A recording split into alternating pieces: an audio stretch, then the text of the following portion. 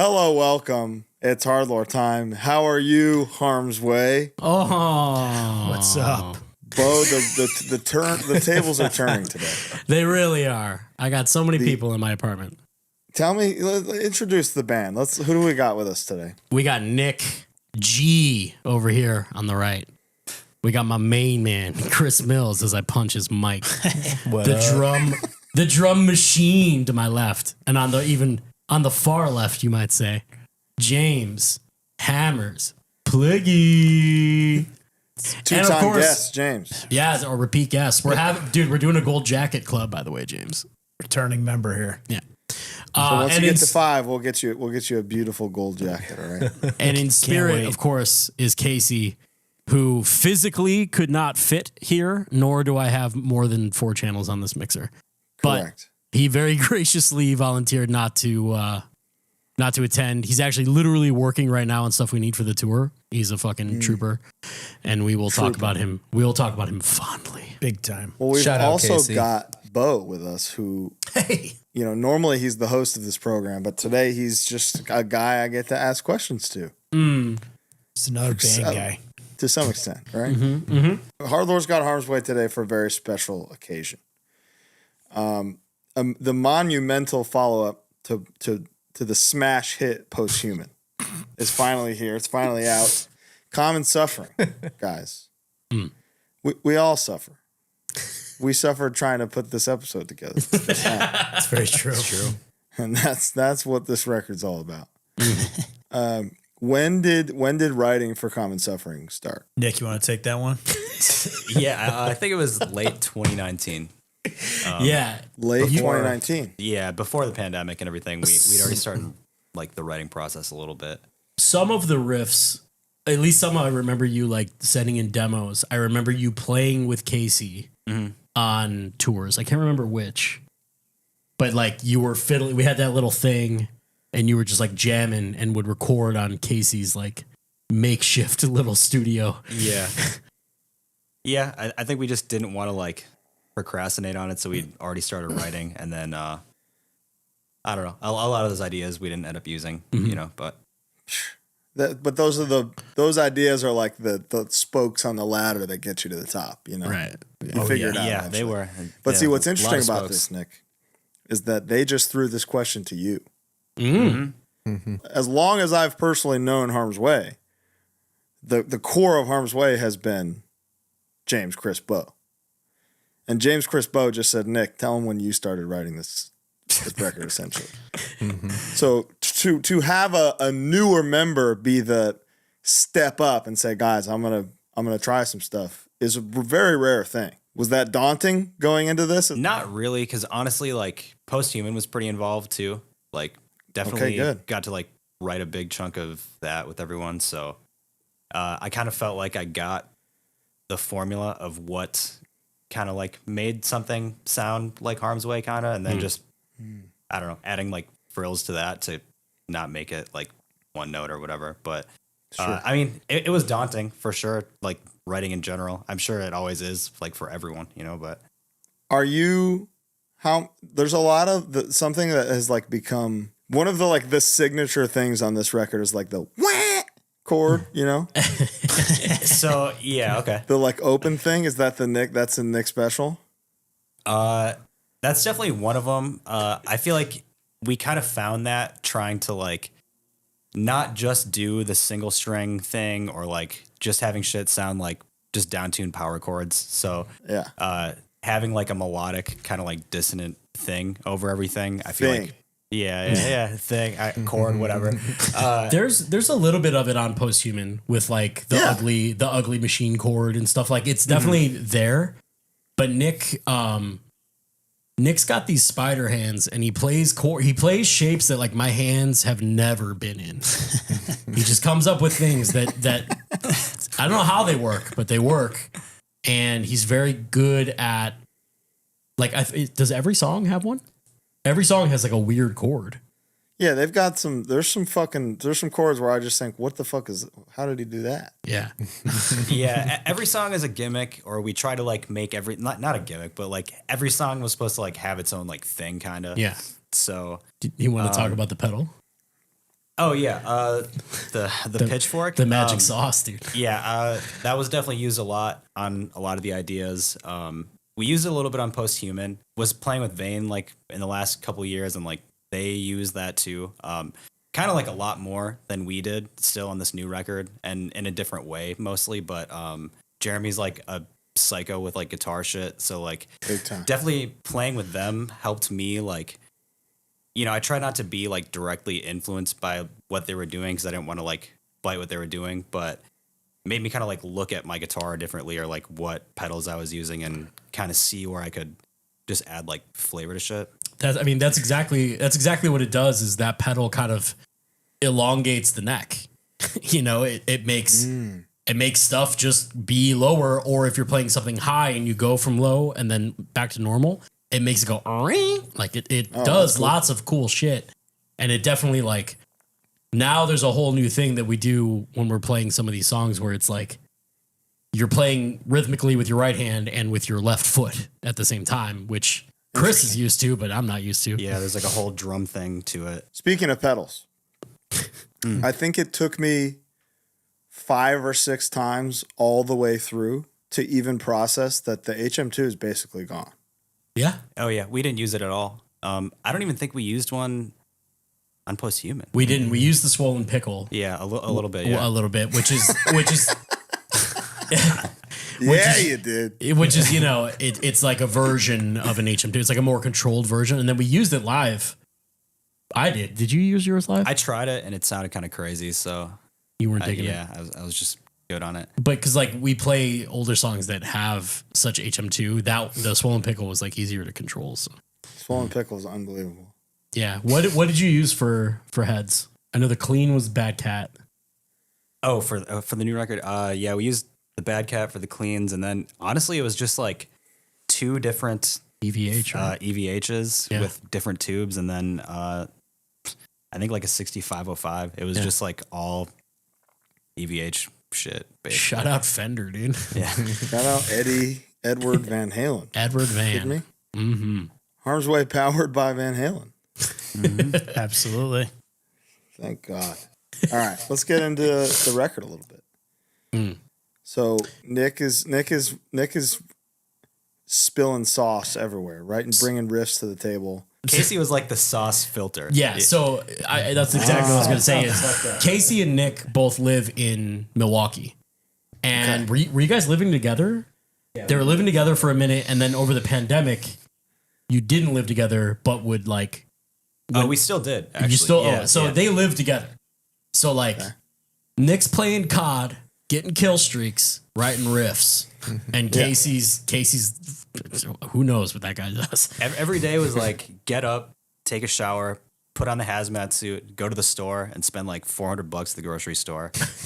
Get home and then start playing guitar and demoing shit with Casey, and then I don't know. I feel like it was just a summer camp thing of that. And then 4 years later, here's this record somehow. Yeah. Dude, we would try to do like Zoom practices when like lockdowns were real, right? So it would be the 3 of us individually in our homes, Nick and Casey together, and then Casey would stream on like a secret Twitch channel, just Ableton, and there would be like, you know, a few seconds delay, but we could like say like Chris could like try to articulate drums or like whatever, and it was fucking so difficult. Yeah, it was so challenging. Awful. Yeah, it was. In the beginning, the demos were like really fucking funny too. Like the program drumming and shit came such a long way over like the course of doing all of it. Yeah. Honestly, I kind of wish I would have brought some of the old demos, but I don't think I could like bear to show it anymore what they sound like. They won't see the light of day. So Christian James, let's talk for a second. What's up? Because you guys have been the secret sauce this whole time. James does the 1-finger writing where he goes, "Wouldn't this be sick?" And then you guys translate that, and now you have a whole other language being spoken on the other guitar and bass player side. Are you guys like relieved that you can do less now? I know for me, I think like it's because we've been a band for so long. I think like, you know, having Casey and Nick come into the picture just like opened up a whole different path of writing. And I know for me personally, I don't want to say I was like tapped out, but writing music before Nick officially joined the band in like 2015 was becoming increasingly more difficult.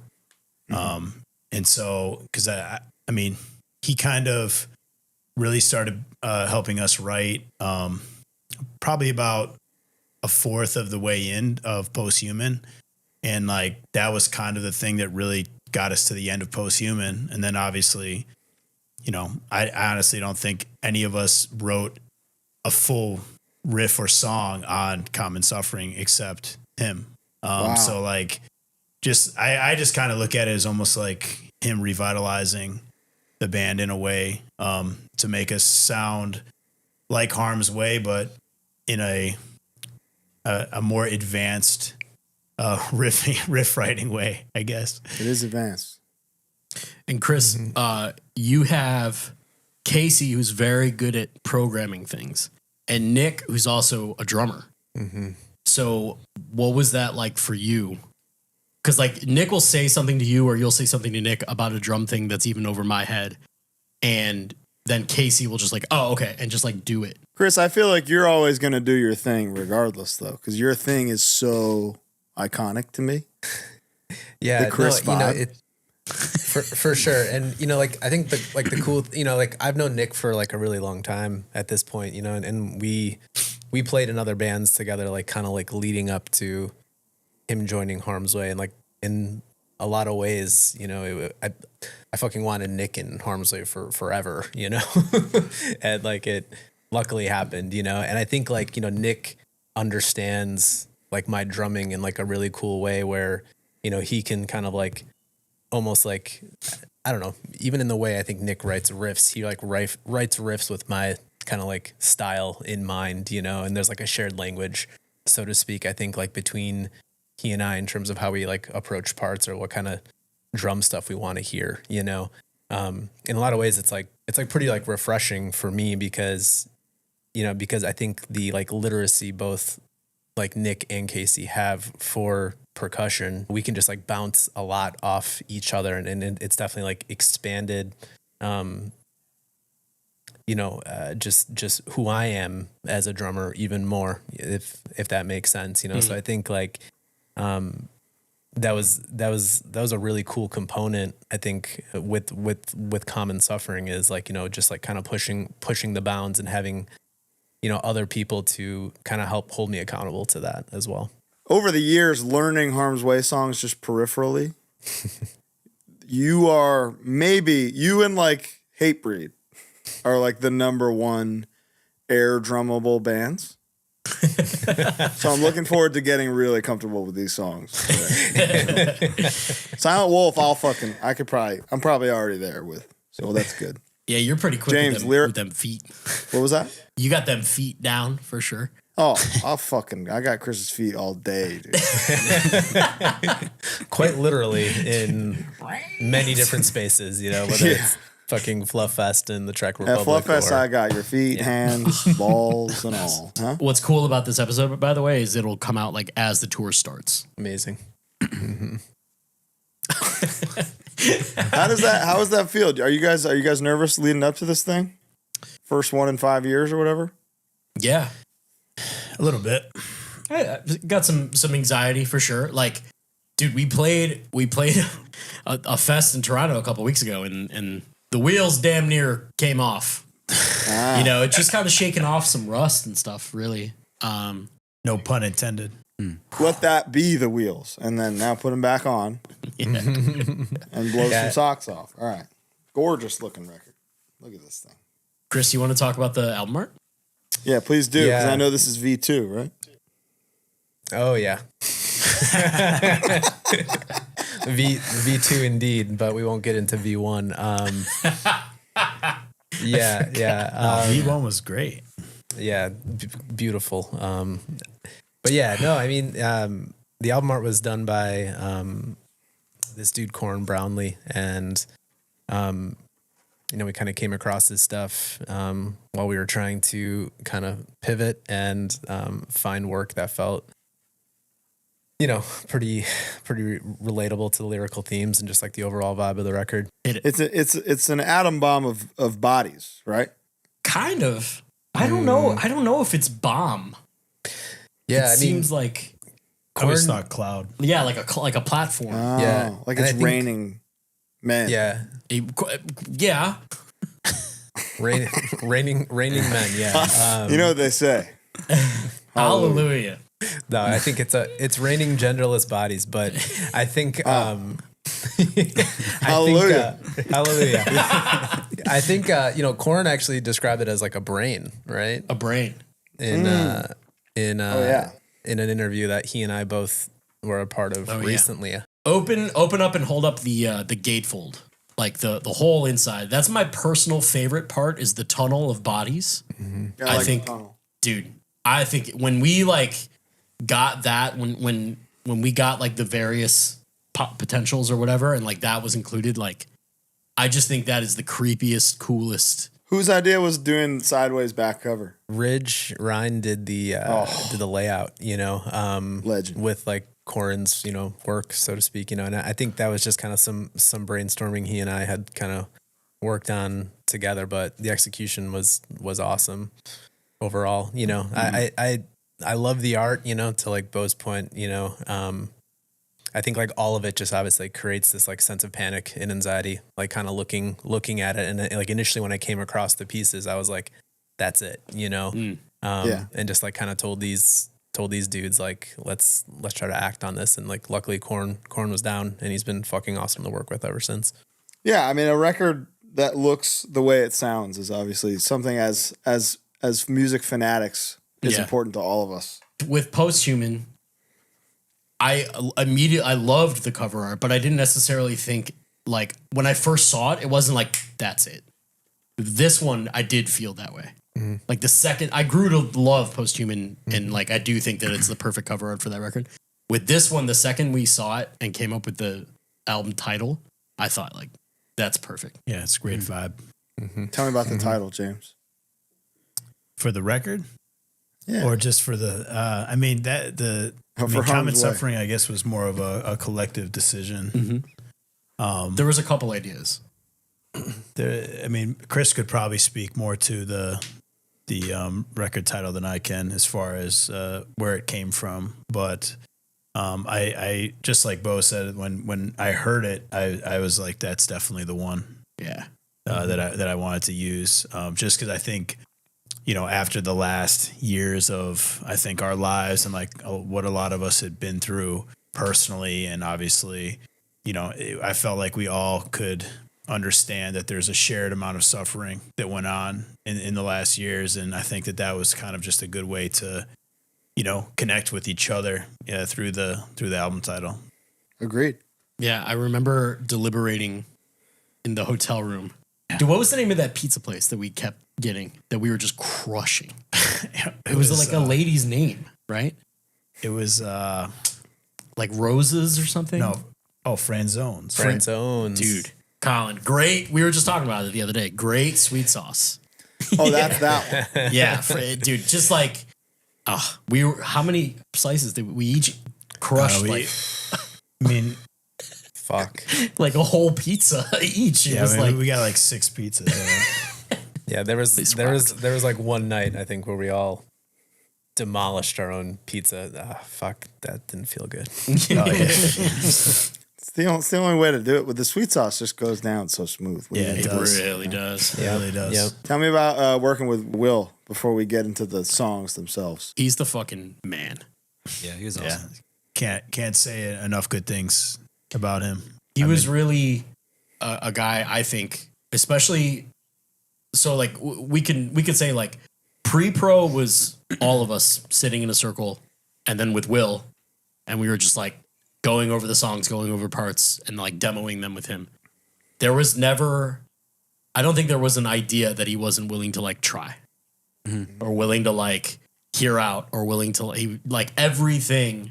Is at least especially during that, because that was like the most of my involvement until you tracked. It was like, like he was just like, yeah, let's try it. Yeah, cool, that sounds good. Like he was just very, the environment is supremely creative and like open, and it's very conducive, I think, to creating, you know? Yeah. I mean, I think I can speak for myself in I don't think the lyrics and the cadences of the songs would have turned out the same without him. I think like, you know, that's one thing he really helped me with personally. And I mean, I think we could all agree, like, I know with like tracking, he was just so positive. Like even if the take sucked, like he would like make you feel like you could do better, but not in like a condescending way. It was just like, hey, I want to get the best out of you because you're better, you know, than what you just did. And I just remember like after finishing a take and him just like jacking you up and like, it just like, I know that sounds cheesy, but it's true. It's absolutely true. He's just laughing because you said jacking you up. Yeah. I mean, yeah, he's jacking me off. But you'd finish a take and Will would jack you off right away. Dude. That's a hell of a producer right there. He might as well have. That's how I felt. But so is Will, for this record, like you said, Nick and Casey changed the game in terms of the way you write. Is Will kind of the other puzzle piece? I would say so. He's definitely a big one, I think. He does have like a really good constructive coach vibe, kind of like James was saying, but also I know like no, let's try one more. Yeah, totally. That was sick, but like I also had so much annoying shit that I wanted to try, and he was like always down to like hear us, you know, figure it out and like hear it back or whatever, and he'd either be like, yeah, that sucks, or like, that's actually way better. So Nick has this unbelievable ability to come up with a riff, and we play the riff all together, and by the time I'm like grasping it, he will be like, now for the B, like that's A, and on B we're gonna do this. And like pre-pro and then even tracking was that times how much. We changed a ton of shit at pre-pro, and then we went to tracking, and we changed it like a ton more shit. Yeah. And then after, I mean, I had to go back again to track one. There were still changes like in the third session and after pre-pro that we made like before everyone was at the studio and we actually started doing drums. Bo, how many of these songs can you play right now? 4. Because they're just up here for Nick. Well, dude. Right? I mean, but Casey would say the same thing. Nick tracked all the stringed instruments on the record. I mean, we haven't played. I don't think. I mean, we've played 3 as a band. Yeah, thus far. I mean, I think we're just playing the ones that, you know, we're getting prepared for tour. But I think we spent the most time like digesting the shit that was written and then kind of piecing it together. So like there's a couple things in some of the songs that weren't even like organically written that way until after we were kind of like making the final changes to it in like the what's the fucking room with all the monitors called? The control room. The room full of monitors. The room with the knobs. Yeah, but right. Yeah, I mean we didn't, you know, Nick was really at the helm of tracking with that stuff. And even from the get-go, Will kind of approached it really delicately. And he was like, how would you guys feel about one person doing all the guitars and bass? Because I prefer that as a producer. It's the way to do it. Yeah. It became obvious. I mean, we did it kind of in Posthuman. Yeah. Not 100%. Not 100%. But there were songs that I played all of, or you played all of, and I played bass, you played bass, like, but can you imagine if Casey and I also tracked? Well, how long this session would have taken? There were like so many on the fly changes that like, if we changed something, right, then I knew it on all the parts already, so it was just like way faster point to do it that way. Yeah. I want to talk about the record. Okay. I want to talk about the tracks. That's why we're here at the end of the day, you know? Yeah. Fucking tracks, man. Silent Wolf, track 1. Was that? I know how hard it is to pick an opener. Yeah. Dude. When did you figure out that this was the opener?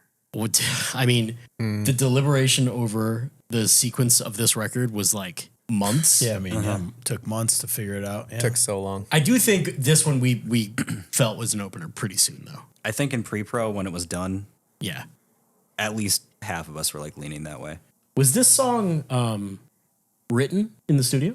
No, there was like one riff that I'd kind of like written at home, and then like Casey and I were fucking around with the riff during pre-pro, just playing guitar, and it wasn't a song at all yet. And then during pre-pro, there was a day that you guys all went out and did something. I don't remember what you did. James and I went to a Phillies game, and we came back, and you were just in the hotel room writing this riff. Yeah, and you're like, we were in the lab. You're like, yo, check it out. And I just said to myself, fuck, dude. I heard like the BPM of like the double bass, and I was like, God damn it. It was still way different. But damn, is this sick? Yeah, Chris kept calling it the speed metal riff because it was the riff was like the pre-chorus, and there's like this little picked out kind of like an at the gates picked out type thing. Even though the riff's not like that, but that had a way more like main role in the idea originally. But Chris hated it. And for the record, we weren't ditching out on recording and letting Nick figure it out. It was a weekend. It was a day off. Yeah, No, it was a day off. Casey and I just wanted to work on it. That's We're right. like, let's figure out one more idea for the shit. So No days off for Nick. You're different, man. You just have a different grind set. You know, that's okay. Yeah. That's why you're the writer guy now.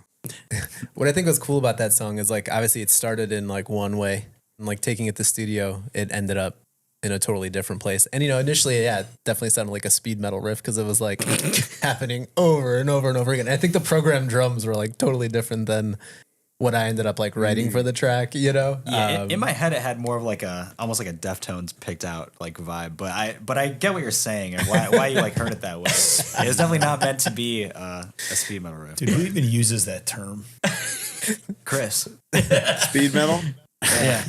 People It's over like 50. like Speed an metal 80s is a term. 50 plus.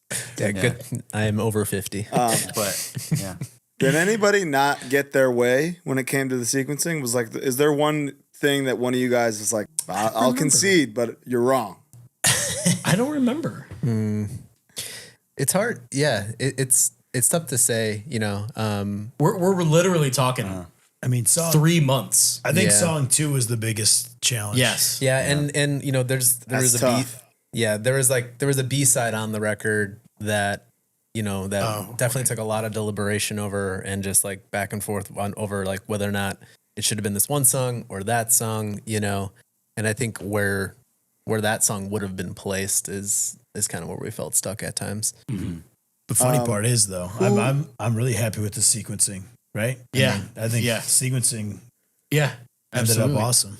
Once we, because it was funny because I think right away we knew the bookends, we knew the opener, and I think we all agreed on the closer. So it was kind of like, but then there's the shit because it's like, well, Terrorizer is a weird song, we'll get there. Undertow is a weird song, we'll get there. You gotta have, there's so many like little moving pieces about where to put stuff that like we all kind of, you don't want to put the weird songs on like on the B side of the record, which doesn't really matter anymore, but you don't want to make it seem like a less important song. On Posthuman, we had The Gift, which was a song that Casey made and was then like kind of enhanced in the studio. That ended up being kind of a B-side song that was like a little underplayed, I would say, because I think that song's fucking awesome. Mm-hmm. You don't want that to happen. It's such a difficult thing. It's just where music is, sadly. You spend all you spend this time and this on all your energy into making like an epic closer, and then most people just don't get to it. Yeah. But Yeah, and I think hopefully that changes.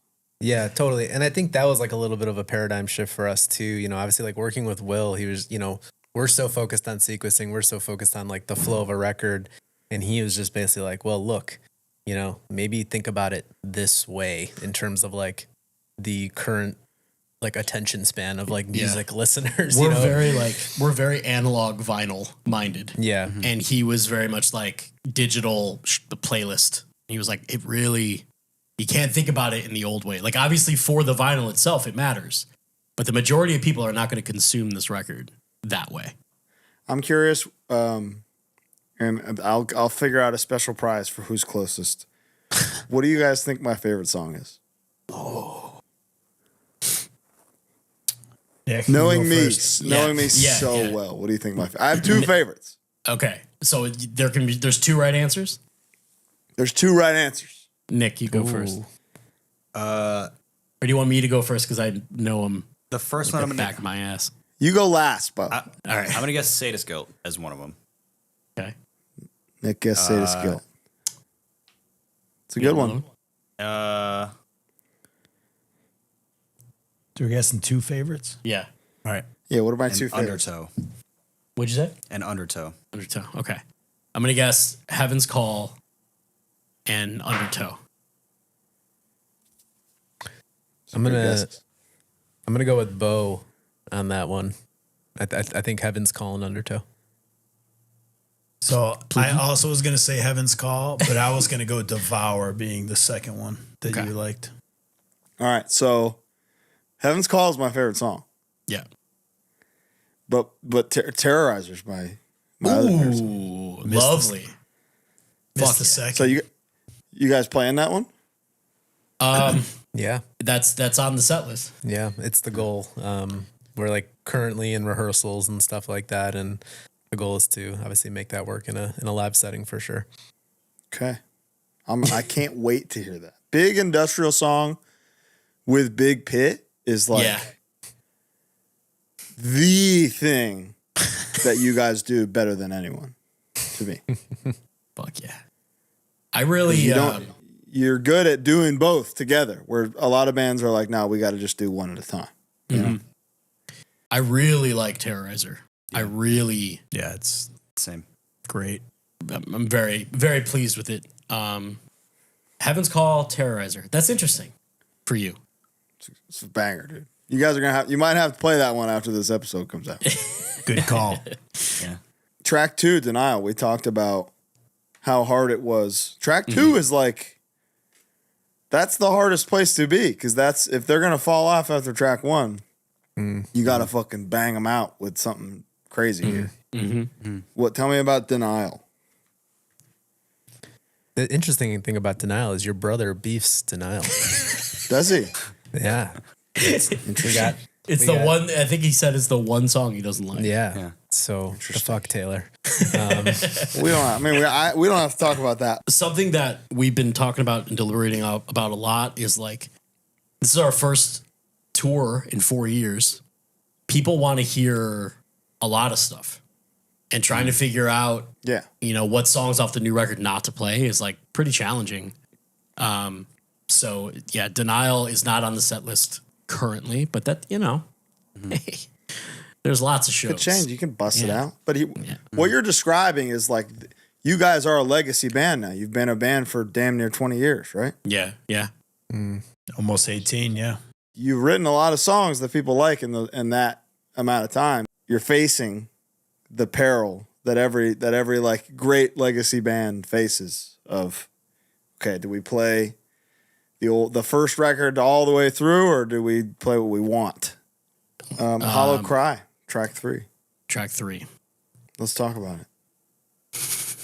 That was like another song that kind of we came into the studio with it kind of sounding one way, and definitely like changed over the course of like pre-production, And I think, obviously there's like it's kind of a bit of like a noise rock vibe to it, a Melvin Z vibe to it. And, like a heavy bass presence, but I think obviously with like refinement, Nick, you ended up taking to that song to like a really, really cool place. Yeah. Initially, I feel like we were going for more of like a similar to like Temptation, kind of like Jesus Lizardy type, like bass driven thing. Oh, interesting. So it had a lot more of that initially, and then but it was kind of like on the rockier side instead of sounding like creepy like Temptation. So kind of wanted to just like make it sound a little more fucked up. James, did you go to the Coles Live show this weekend? I did. I went to the Coles Live show this weekend. Did you have a good time? It's fantastic. You watched from the crowd? Watch from the crowd, just like, a normal citizen, That's right. Set list was banging or what? Oh, yeah. I mean, they played the last block of songs was all the heavy hitters. Oh, really? Yeah. Whoa. So it was like Who Holds the Truth? Yep. Then Cold as Life. Then they ended with Little from the World, which that's probably the top 3. Yeah. I think that my personal favorite Cole's Life song is actually Terror Zone, though.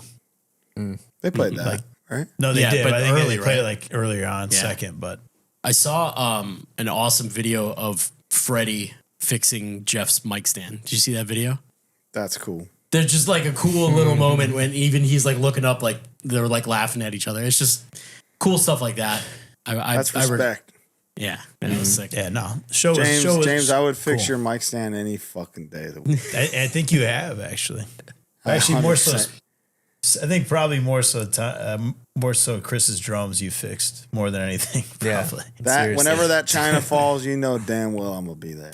Yep. My informal drum tech, Colin Young. Yo, has Bo ever showed you the picture where Chris's Tom fell off the drum riser and I'm holding it like mid and laughing.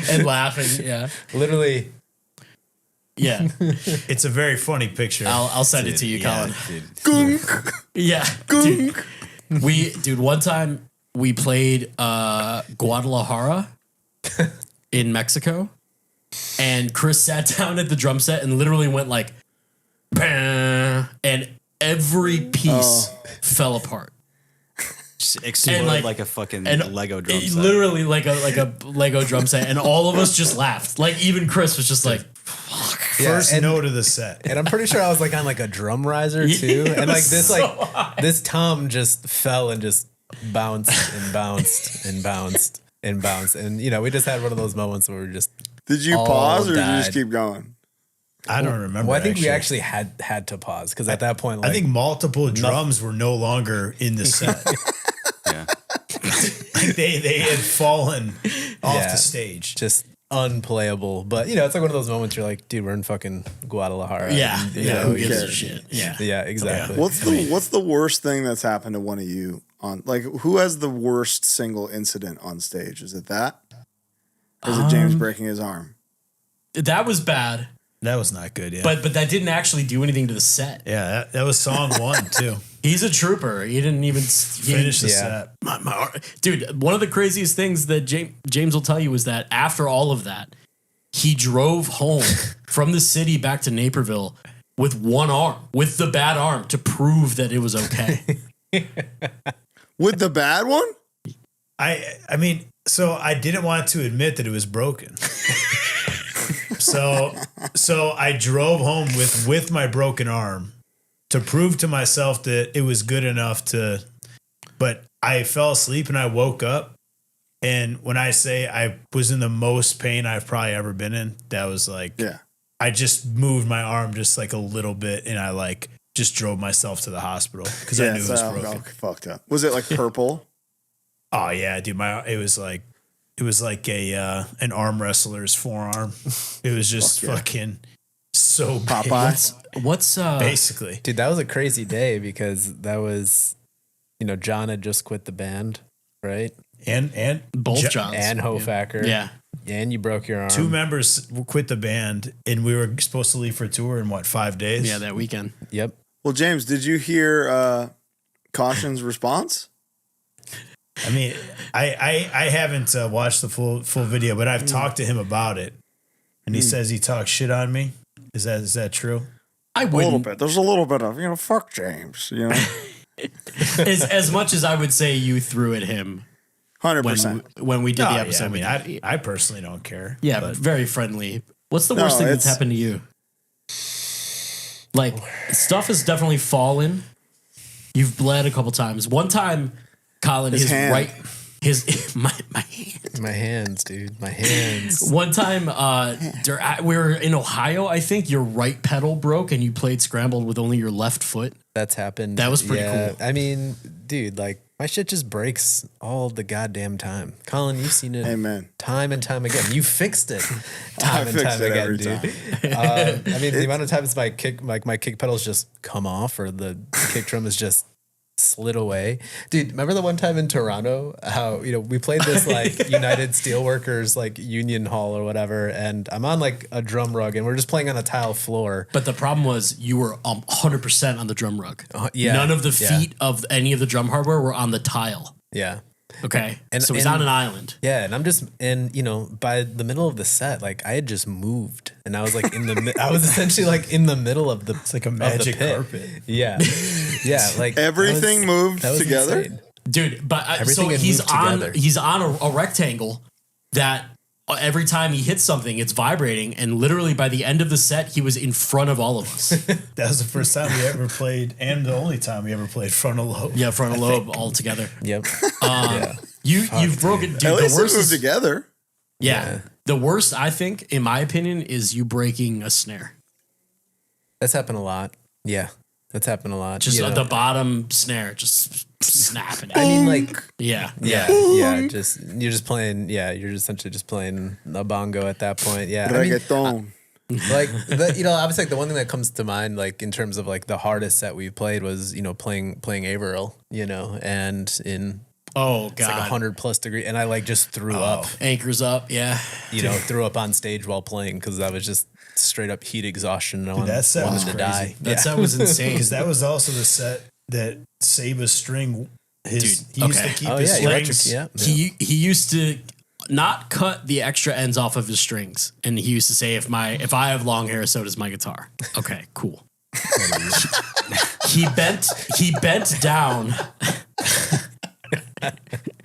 Only Seba. He bent down at one point, like he crouched to grab something, and the high E string went into an outlet, like into one of the prongs of the outlet, and got white hot, burnt his hand in a straight line, and then melted the nut down to the fret. So like his high E was useless. And then during the set, during the breeding grounds like noise part at the end of the song, grabbed someone else's guitar and used it like a slide on his own guitar. Like turned strings to strings and went and just made noise. All the meanwhile, Chris is like having a stroke. There's a garbage can next to it. Like, Shout out Virgos though. oh yeah, Yeah. the Virgo's record fucking rips. Record's amazing. What's the worst thing that's happened to you? You've never like fallen or anything. Dude. Two worse things. Okay. The first one was getting sick before FYA when I got food poisoning. I got a picture for that. Yeah, I have a picture of Nick on an airplane, unaltered. He's literally green. Green man. He looks like a cartoon person. Dude, in the line for TSA, I had to leave to like puke in a garbage can, and then no one let me back in my spot in the line. Everyone just looked at me like puking, and then He had to fucking wipe his I went through the mouth line with again. his own extra underwear. Yeah. Poor bastard. threw them away. And dude, that was fucking awful.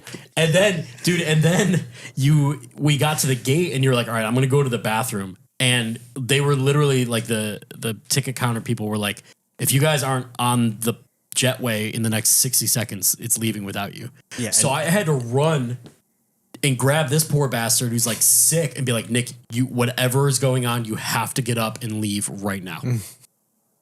And we got to the gate, and the person was like looking at their watch, like counting down for us, like a fucking cop. That was fucked up. And then he slept for like 14 hours in a rental car in Florida. Ugh. Nice. And did backup vocals like that set, and every time I like felt like I was about to fucking puke again. That Dude, was I don't know how you did that. I don't Well, either. actually, I do because I also did that once. In Perth. Yeah. That's right. I had food poisoning. You sang with food poisoning? Dude. It's the worst I've ever felt in my life. Yeah, I don't know if I've ever done that. I was throwing up all day, like literal. Probably should have went to the hospital because I was so dehydrated. Yeah. Right. And like I was just sleeping at this person's house. Sorry, I don't know the person's name that we were. Josh, I think. Was it Josh? Josh, I think. It was Not Housey, a different Josh. Yeah. Joshua Clayton, I believe. And then No, different Josh. No, it was, what's Sea Dog? What was his John name? Hatfield. it was he was in the band The Others. Yeah, I not Josh. Well, Josh, anyway. Speed Josh. our tour manager Claire picked me up about 20 minutes before our set and took me there. And I wish there was a video because I literally just stood there, did not move once, and just sang. Yeah. Like a statue, basically. Yeah. That was a sick How show. was the set? How was the show? It was good. Dude, it was like ladies' night at this club in Perth, and it was like, it was sold out. It was insane. They weren't there for us James, baby. necessarily, but they were there. Until I walked off stage and vomited, I think. That was, I felt. Damn. That's literal. That's what happens in Detroit Rock City. It's the same. I never felt worse in my life. What's the other one, Nick? The other one was, what tour was this? I feel like it was our headliner. No, it was before the Black Dahlia Murder tour. And I don't know why this happened. We played this venue on our headliner. I think it was like the second Post-Human headline show was at the same place. But, dude, the first show of Black Dahlia, I broke a string on stage. Something wasn't set up with like my other guitar. And there were no extra strings for whatever reason. Had to like leave the stage to get a different guitar. The strap locks on that guitar were like a different brand than what was on my other shit. Oh, and there wasn't even a strap for it. Lost Horizon in Syracuse. Yeah. So there wasn't even a strap for this guitar. So I had to play the rest of the set with a guitar that was meant to be in C, tuned down to B, so everything was really loose. No guitar strap. So I was sitting on a crate of waters, side stage, playing the rest of the set, sitting down on a fucking case of water. But so that was kind of crazy. I don't know how that looked to everyone else. I'm sure fucking insane. It felt really bad. But and that was one of your first like few tours with us too, right? Yeah, maybe like the third one. I remember like that. So Casey, he's not here to represent himself, but there's a thing called Casey's luck that is truly unbelievable. Some examples include the thing that made us realize was he bought like it was not white, it was like a light beige hoodie near what's the venue in Middle Boston? East. The Middle East. Near there's like a shoe store around the corner. He bought like a nice like either Nike or Adidas, like a good, like a heavy duty hoodie. And like 30 seconds into the drive after we left, because he had just bought it, I remember turning around and looking, and he was just looking down, like shaking his head with coffee all over the front of this brand new hoodie that he had just spent however much on. And it was I think it was at that moment where you're like, I'm making an Instagram called Casey's Luck. Yeah, I mean, what's funny is, I mean, here's just some of the things that have happened. His car, I gave him a car when I got a new one. Well, you sold him a car. For $200. Okay. Basically gave him a car. Right, you gave him a car. That's gave. I retract. You gave him a car. It got stolen within a couple months. In the same day that he bought that hoodie, he bought a pair of shoes that he later just was like, yo, these shoes suck. he bought like these neon orange Nikes, remember? He also lost his wallet before buying the hoodie. Oh, yeah. But he got it back. Very lucky. He got it back, yeah. He lost his fucking wallet. He's lost his wallet like 3 times since I've known him. What else, Nick? Dude, I don't want to throw him under the bus. This is it's luck. He bought those shoes, did not return them. Knew he didn't like them right away, and it was from a retail store. Like, he definitely couldn't return them, probably. Yeah, definitely. The car that got stolen, there was like this fuse was fucked up under the hood, and like the key would not come out of the ignition. So there was always a key just like locked and loaded, ready to rip. So you can't really say it got stolen. It got hold on. It got rightfully taken. He had an extra key to lock the doors, but he didn't lock the doors all the time. The doors were not locked. And the other thing is that the hood could be opened, the fuse could be removed, and then the key would come out of the ignition. But that was just annoying to do. So the key was just left in the ignition. Well, here's the thing. I had the car obviously first. I told him to take the fuse out. It was very easy. It took less than 10 seconds. And then it was unstealable. Right. But he's obviously didn't do that. But couldn't the key thing be fixed? There was no fix. You had I imagine you need a new alternator, right? Or I literally think like I brought it to a mechanic and he was like, you have to replace the whole electrical system because for whatever reason it triggered something to lock the key in place. It was very strange.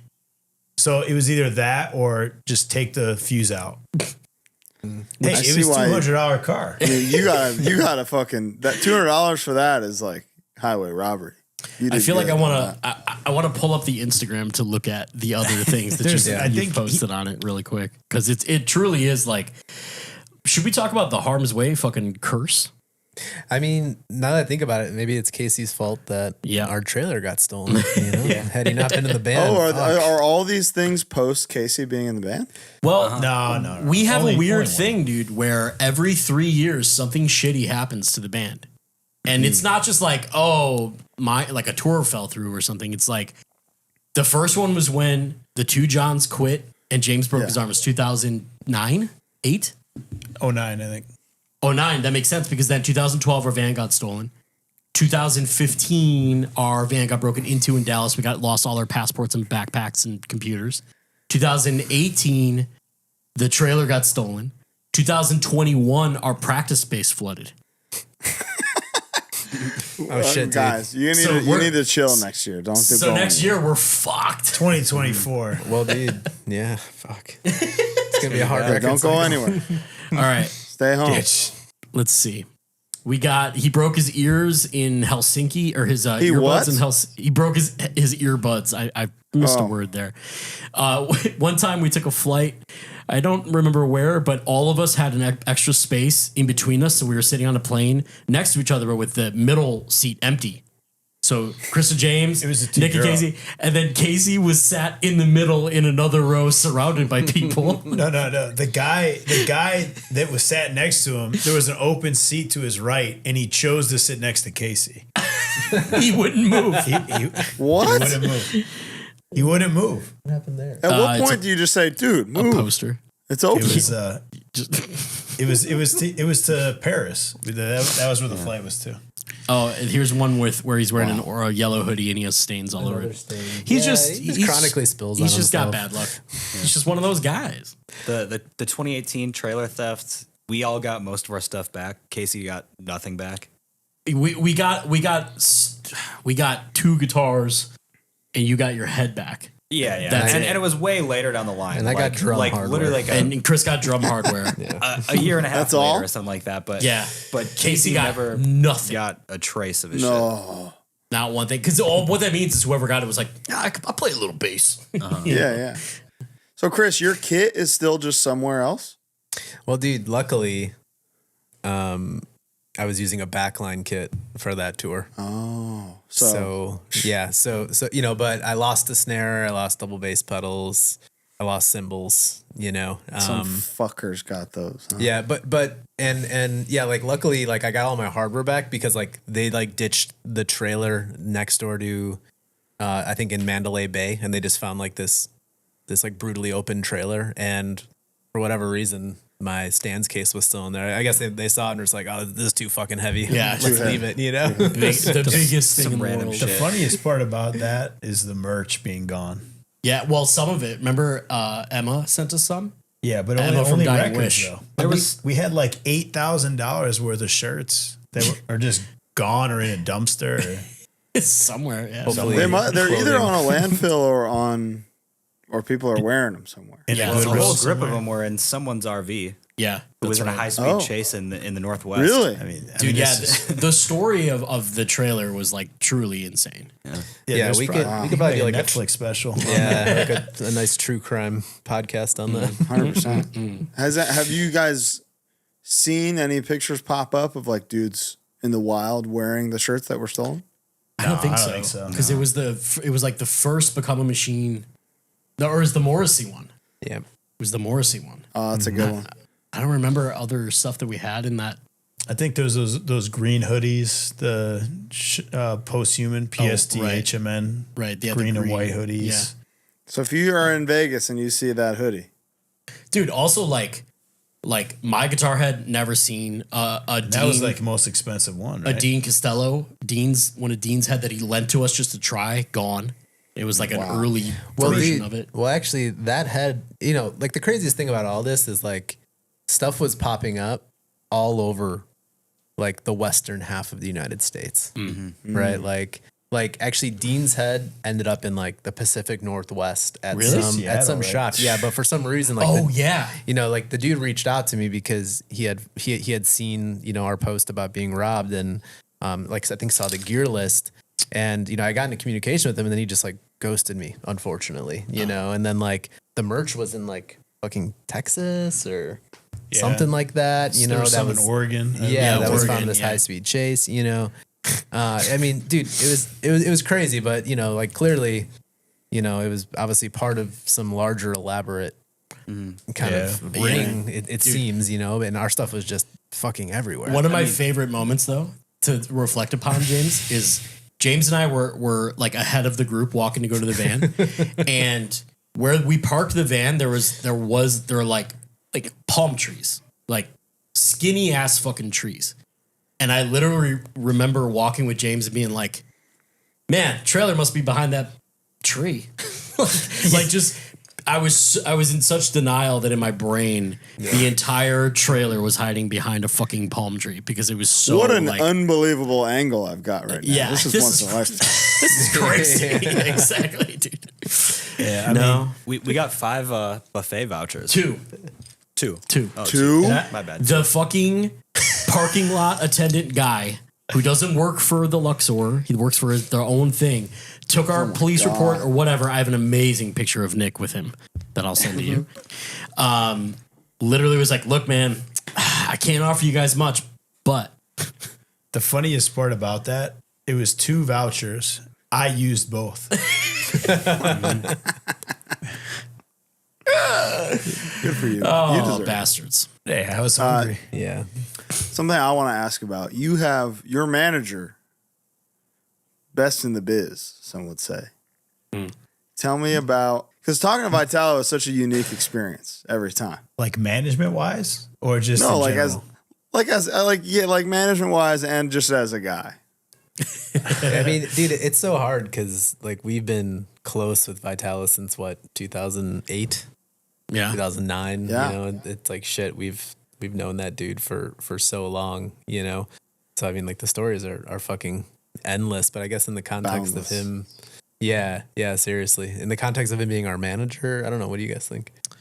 I will say, before he was manager to the Stars, he did fucking Life and Death, and we did the first one. And I remember him going from like just a brunette guy to a silver fox by the end of that tour, because it was so fucking stressful and so just like up and down and constant. Like there's never a dull moment, and he did it. And he kept doing it. And look where he is now. I just fondly think of like his work ethic and like his drive and just like the vision that he had, and like it had to start somewhere. And it was just like, Yeah, and I mean, I think if we want to talk about like him in general, I think he's really, you know, helped us, you know, make some decisions that we were really unsure of as a band.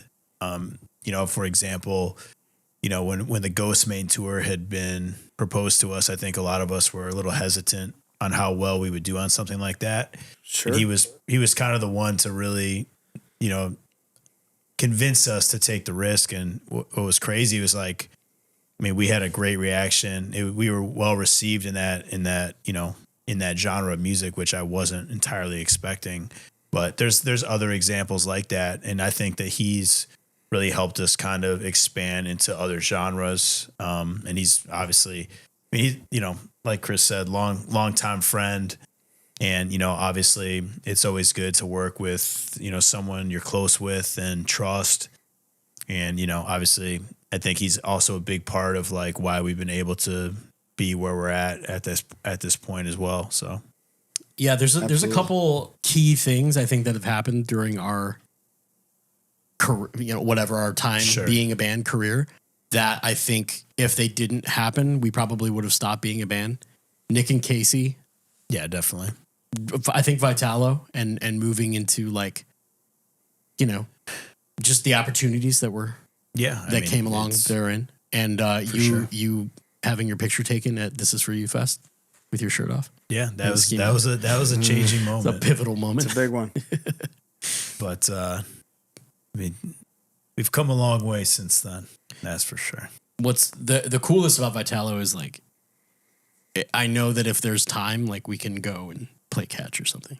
Yeah. You know, like he's still like the same Yeah, I mean Vitello is. I mean, obviously, when it's time for business, it's definitely he can separate friendship and business pretty well, which is good. But it's nice to not really ever take anything too personal and be real. Let's go back to Common Suffering a bit. Yeah, That was a nice Track 4. nice break. Track 4, Devour. Oh yeah. Second single? Second single. Devour. I feel like there's always got to be like a fast one. We write a few and then kind of they all get filtered out, but one that we like really like.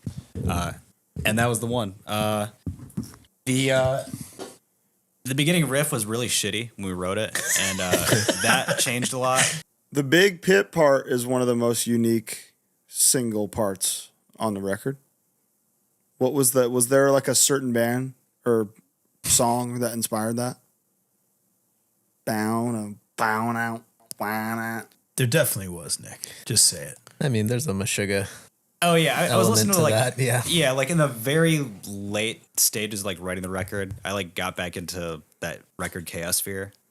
I don't know if that is like if that riff was influenced by that much for me, but like I feel like all the single string stuff on the record, like I don't naturally just like tend to write stuff like that, so anytime it's there, it's kind of like a deliberate choice, and I feel like that was more of a thing where we had the whole song, didn't have a breakdown for it yet. Casey and I were like in the lab again, trying to like sort some ideas out, and I was just like, let's try like a single string breakdown. So we did that. There's like a bend like above like the nut of the guitar or whatever. So like bending the open note or whatever. I feel like that was like one of the gimmicks on like Posthuman that we like used a few times, and I think that's the only time. The negative one, the negative one fret. Yeah.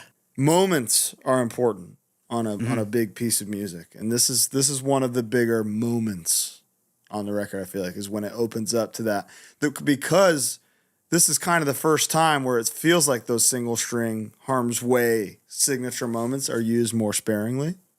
It's cool. I think that also has a lot to do with the fact that when I would write songs, a lot of them had single string aspects to it, and Nick is the complete opposite. So. Yeah.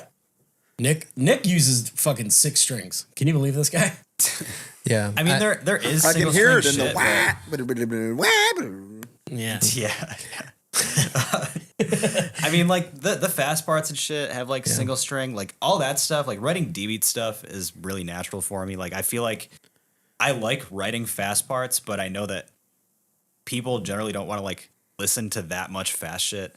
Like Chris and I used to play in like a D-beat band, and I feel like that's just kind of baked into what I make all the time already. So I don't know. I feel like that's kind of just something that gets like stripped away after layers and layers of like going through the ideas and shit. And same with like the single string stuff. It's like, I don't know, just trying to make those moments of having that shit more special than just like doing it all the time, I guess is kind of No, this is the song where that really shows. And it sounds like a single. So this was a good pick. Yeah. Right into the third single. Yep. Mm-hmm. This block of like boom, boom, boom, boom, boom. Now, we're not on the B-side yet, but we'll talk about the B-side, the whole side B of the album. Tell me about Undertow, because this is a special song. You got King Woman rocking both verses all the way through. Is that the first time a like guest vocalist has done like the entire song other than the hook? Yeah, I think so. Yep. There was a strict, not strict, but there was like a maybe an unspoken rule that like no one else would sing on anything but us until Colin, I think. Yeah. Colin was definitely the first. Yeah, and well, I mean, Rust had Emily. had Emily on it. So it you was know, it was Rust. Yeah. There was like 2 guest vocal parts on that, but I think like for Undertow, I mean, this was like almost like a full length feature of kind of Chris on that song, which was obviously something we had never done before. Talk about how you guys had to wrangle her and where you went and all that shit that day. So I mean, basically, I mean, just long story short, Justin Loudon, he basically got us to, in contact, and definitely, I don't want to say convinced her to do it, but definitely really helped influence her doing that. Cause I don't think she does a lot of stuff like that. And, was she familiar with Harm's Way? I think she was familiar, but not didn't dive super into it, until she's never been in the breeding grounds pit like me. No, I don't think so. I don't think so. But she will be soon. After that, she's going to be in the next pit for sure. Yeah, no, absolutely. But what was cool is King Woman was playing Chicago, and she kind of hit me up maybe 3 hours before the show was going to start and was like, hey, I'm in town. I can record the song if we can get someone to do it. And I hit up Andy on the fly and said, hey, are you free? Andy from Bricktop and Weekend Nachos. Yep. And so basically she had Ubered to the studio and Nick met me there. Yeah, met up with them. And we kind of just explained to her how we wanted her to sing. And it was kind of crazy because after everything was set up, I mean, she basically was going to play in an hour and a half. Yeah. And so she had to knock it out pretty quickly and she did, thankfully. And then Nick and I drove her back to the show. We got her food. Yeah, we got Sweet Green and Fuck yeah, dude. So she ate and then performed within 45 minutes after recording the vocal part. Dude, but she's a trooper. What a pro. When it came to the music video, she's a trooper. Yeah, I mean, she was down with whatever. Because that's the thing. I mean, it's when you're bringing someone obviously that you haven't worked with before, it's sometimes a toss up how it's going to go. But I mean, it's scary. Yeah, but Chris is awesome. Was obviously we can't thank her enough for being involved in the song, and then the music video was even we thought was a further reach of if she would even do it, but she was down, and I think obviously it made the music video what it is for sure. So yeah, it's very special to have the special guest be in the video, actually features. That's a thing that only really happens in major label budgets going on. Sure. How difficult was that logistically to make happen? It honestly wasn't. I mean, it was kind of just a conversation. I'm the one who's mainly in contact with her. And, she was definitely just, it was basically, hey, would you be down to be involved in the music video? And she was like, yeah, absolutely. Wow. And it was, obviously Finn, I think also helped play a role in that because I showed her an example of a video that Finn had done prior to our music videos. And it was a style in which she liked and appreciated. And I think that kind of also helped make her more comfortable with the idea. Because obviously any artist, she's, wants her to be represented in, the way that her art is going to be represented when she's on her own, not just with us. So I think we were able to kind of match those things. So that's cool. Yeah, it really seems that way. It's it's both feels like both of you in the coolest way. Sure. In a way that both your fan base would hear that and be like, I got to check her out, and maybe vice versa as well. Mm-hmm. That's kind of the point of guest vocals, isn't it? Of course. Mm-hmm. Yeah, absolutely. Is make it a big event so that both sides go, oh shit, I got to check this out. Yeah. Mm-hmm. What was it deciding to make that a single was an ambitious move. Being Harm's Way, being the Running Man hardcore band. Yeah. When you're listening to the album for the first time, say you're driving at night and you're like, oh, new Harm's Way is out.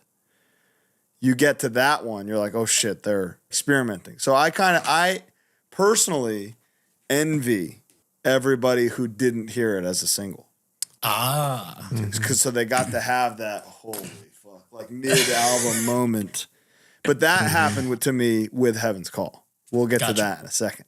Because that might be my favorite single minute on the album is the undertow into Heaven's Call, side A, side B transition. I think you were particularly in favor of that being a single. Yeah, absolutely. And, I think that song, it captures so many different elements of of the record, from like the experimental components to the melodic components, to kind of like the ambition of the record, but also like, dude, like song has maybe one of the heaviest riffs on the record on it too, you know?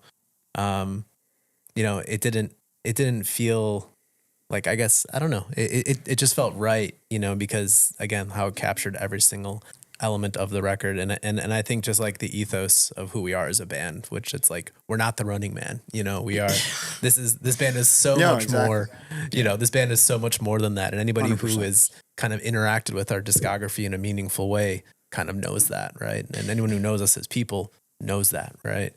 I think in general, Harm's Way's influences are more out of the box from what you actually sound like than they are things that you sound like. There's probably like 5 core bands that we all have always liked since the beginning. Sure. Mm-hmm. And then a bunch of random shit. And then you add in this fucking wizard and his concubine up in Milwaukee, and you know, it further complicates things in like. Is Casey his concubine? Casey's his concubine for sure. Yo, I've learned now. One thing, one tidbit about Undertow that I really like that also is like very Harm's Way is the drum part. We were like, we'll come up with something. This is just like a filler kind of like temporary placement drum part. Mm-hmm. And then by the time it was time for tracking, it was like, I kind of like it. Yeah. It was just the drums part. It was literally us just being like, hey, you know, like, there's this like that. fucking, you know, Godflesh like kind of drum loop that's kind of sick. You know, maybe let's just like put that in there for a placeholder now. And then like, I just like made it happen with real drums, you know. and then Casey did like the production for it. My bad to cut you off, but Casey did like the production for it too, and all the synths and shit. And there's like, you can hear in the snare, there's like a trail that's cut in the middle by like the next snare placement, like cuts the trail of that snare or whatever. It's like a hi-hat clamp almost on like the snare reverb. That's cool. And all that shit kind of like made it feel way vibier and like totally in depth for sure. Totally. There's like a lot of really cool, I think, textures on that song that really like kind of make it what it is for sure. Yeah. That one was single worthy. Written in studio also. Off the back of a different scrapped song. Right. Yeah. So we kind of just like used one component of a different idea we had and then just like wrote that in pre-pro. And it's funny, man. That's the thing that you and Casey, I think, really brought to us was the idea of like, you can cannibalize of your own material. Mm-hmm. You can let go of these parts and make them work in better ways, which I think the three of us struggled with. No, I mean, you know, definitely. you have a part that you love and you just want to like hang on to it. Yeah. And you two and Will were just very good at being like, we'll find a place for that. Mm-hmm. We're going to use this better part for a more fitting part of this song or whatever. Mm-hmm. Yeah. I mean, traditionally, like, you know, in the early Harm's Way material, we just wrote full songs. And if a part didn't work, we scrapped the whole song a lot of times. Wow. So yeah, sometimes there was no pre-production ever. It was, all right, we wrote the song, we go in the studio, we play the song, you know. Like, there was, and if you don't like one part, the song's gone.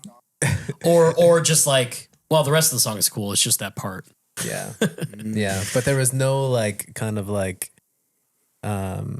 thinking big picture, you know, with like a collection of songs or like kind of critical thinking about parts, you know, or I shouldn't say there's none of that, right? But like we just weren't used to that methodology, if that makes sense, you know. And I think obviously working with like Will Putney, you know, on Posthuman, and then Will Yip on, you know, Common Suffering, you know, we just got like more and more comfortable with that. And then obviously like, you know, Nick and Casey, you know, just helped flesh that out even more in terms of like how we worked through that as a collective. Mm. And I guess one funny tidbit as well is like vocally, I mean, on all of the records up until Posthuman, I just went into the studio and sang without ever talking to anybody about the cadences. I would, and not even practicing the songs. Right. I mean, a lot of times I would just go and we would just sing the songs, and there would be very little, you know, interaction. The vocals were almost an afterthought. Yeah, I mean, with all due respect, it just wasn't. The kind of music we were making wasn't. Yeah, I mean, literally up until Rust, right? Like up until Rust, essentially. Yeah, you know. But I mean, I don't think I could. They get what they get, motherfucker. Yeah. They get what they get. I honestly don't think I could ever record a record now without pre-production. It was we got a taste of it with Putney. We did 2 days, 3 days? 3 days. Mm-hmm. Yeah, very, very little. With Yip, what did we do? 2 weeks? Yeah. And then probably more. Dude, 2 weeks where we would like work on a song or two every day and then demo it. And then he would send us the demos by the time we were in the van going back to the hotel. That's unbelievable. Like we would listen to them immediately and just kind of like talk about it. It was awesome. Yeah, it was great. And I mean, even like before we started session 2, I think there was like 2-3 days of like additional pre-production because, you know, we had went home and just like kind of sat with those songs. And like, you know, Nick, I think, you know, you can hyperfixate on things, and the album art is a brain, and it's my fucking anxiety, and that's what the album art is. But yeah, at home we're picking apart the songs and shit, and then like for session 2, Bo and Casey and I got to the studio maybe 2 days before Chris and James were able to show up for tracking. So like we drove the van. Casey brought his like desktop computer. Yeah, full like Casey on it. Like his RGB like gaming rig. And we like set it up in the control room and we're like pre-proing again. We like programmed shit and we're like trying new ideas for songs that we thought were done from pre-pro, but then we're like splicing that shit with kind of the demos and like, dude, I feel bad because like Chris showed up at the studio and then we're like, what do you think about these drum parts? Like for this part or like this part for like new sections that were added to the song that he didn't even like ever hear yet. Yeah, you know, and I just spent like 6 weeks, you know, or however long just learning the songs that I thought I was going to play, you know, and you know, but you know, to be fair, like everything was better, you know. Well, that's the thing. If it's serving the greater good of the song and the record, it's like you gotta drop. Yeah, what can you do? Yeah, you gotta drop any kind of preconceived shit and just go with it. Yeah, I mean, like honestly, like I mean, without those first couple days, you know, it's hard. You know, I think the breakdown your favorite song, "Heaven's Call," like wouldn't have been there, right? I think Cyanide was different in that Cyanide wouldn't have been Cyanide. Oh, yeah. You know, there was different. I mean, it was definitely like much needed, and to Bo's point, like just helped the overall record. You know. Yeah. Oh, before I forget, the last thing I wanted to say about Undertow that I think is cool is I feel like Harm's Way obviously is known for like the Godflesh influence and all that stuff. And I feel like a lot of that is because of like the presence of like electronics in a lot of the songs or some of like the riffing styles of like having like a repetitive kind of chromatic phrase or whatever. But I feel like Undertow is the first time that we've kind of like used the melodic like Godflesh stuff as like an influence a little bit because that was like a big thing I was kind of shooting for with like kind of the chord voicings and like the clean parts and stuff like that and the way that those like layered so it's awesome. Yeah. Good point. Kicks ass. Great point. Heaven's Call, track 6. This is your track? You pitting? Fucking banger, dude. I'm in the pit every night. This, I remember, Nick, I don't remember necessarily when you brought it to practice, but I remember like watching what you were doing and watching the riff and being like, okay. just like, oh no. Yeah. Yeah. I mean, this was a riff too that was demoed in Milwaukee, you know, because we played this for a while, you know. Oh, the chorus, right? The chorus. And I mean, even the intro and kind of the chug part. Yeah. It was different, but we had the other thing. Again, like, yeah, there was kind of Frankenstein stuff in there from, you know, that ended up just kind of working. But yeah. Biggest pit on the record. You think so? 100%. Yeah, I've heard from many. Have you? Yeah, I've heard from many. You know, I think Cyanide has it. Many whom I respect. You know, in terms of their pit Pit prowess. Yeah, exactly. Prowess. You know, they know a thing or two about pitting and writing pit riffs. Let me tell you, I got a Pit HD, and I think this is the hardest part on the record. Dude, 100%. Pit HD. Like the ending of the song? Is that the part you're talking about? Yeah, the big Of course. I think And it's kind of Pit to Pit. It is kind of Pit to Pit. Pardon this interruption. We've got to take a break for a second. I'm just so thirsty. What do you got? Oh my goodness. That could not be the foundational nutrition beverage AG1. It sure is. It's my foundational nutritional supplement, Bo. And let me tell you, my gut health was in shambles. Lord knows. I was lacking in every vitamin in the world. Life was hard. AG1 made me harder. So we've got AG1 or the gracious, gorgeous sponsor of this week's episode. And let me tell you, man, so many people message me and go, "Tell me about AG1. Is it really that good? Is it actually worth it?" And I'm like, "Yeah, dude. If they tomorrow stopped sponsoring the show, I'd be a customer for life." Yeah, you know what? That's actually a really good selling point. I think I would too. I've just grown so accustomed to taking it. I take it every day. I don't take my multivitamin. It's got everything. Dude, we don't need a multivitamin. This as part of this is like my pre-coffee morning ritual now. Yes, exactly. Only on ad days do I not take it in the morning, and it's just to prove a point that I've had a terrible day up until now. It's lovely now, but everybody I know that has taken the pledge and purchased AG1, they never look back. Chris Mills takes it. My mom takes it. See? The big two. athleticgreens.com/HardLore. You get 5 free travel packs. You're going to be traveling. You're going to FYA. You're going to Tied Down. You're going to one of these things. 5 of these bad boys right here. Look how fit that is. You're going to need them. See? Look at that. That fits in my back pocket. I got one in my back pocket right now. I'm not going to show you because then I'd have to get up. And I don't have to. And you also get a free bottle of the, what is it, vitamin D and K. Yeah. Yeah, that's and you're I guarantee you that you, the listener, are missing that. So you should get on it right now. Right now. It's also Manscaped time. Wow. You know, when is it not Manscaped time, really? I mean, it's Manscaped day, week, month, as far as I'm concerned. I just happen to keep the body wash right here next to my couch. Foot duster. Dude. The smell, the scent that the scent is refined, which is also, I think, some of the other, it's the body wash, a delight.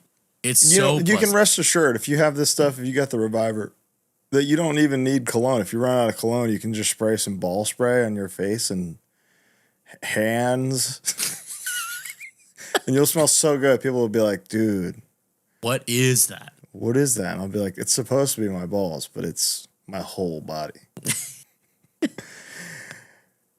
Oh. Code HardLore, 20% off free shipping.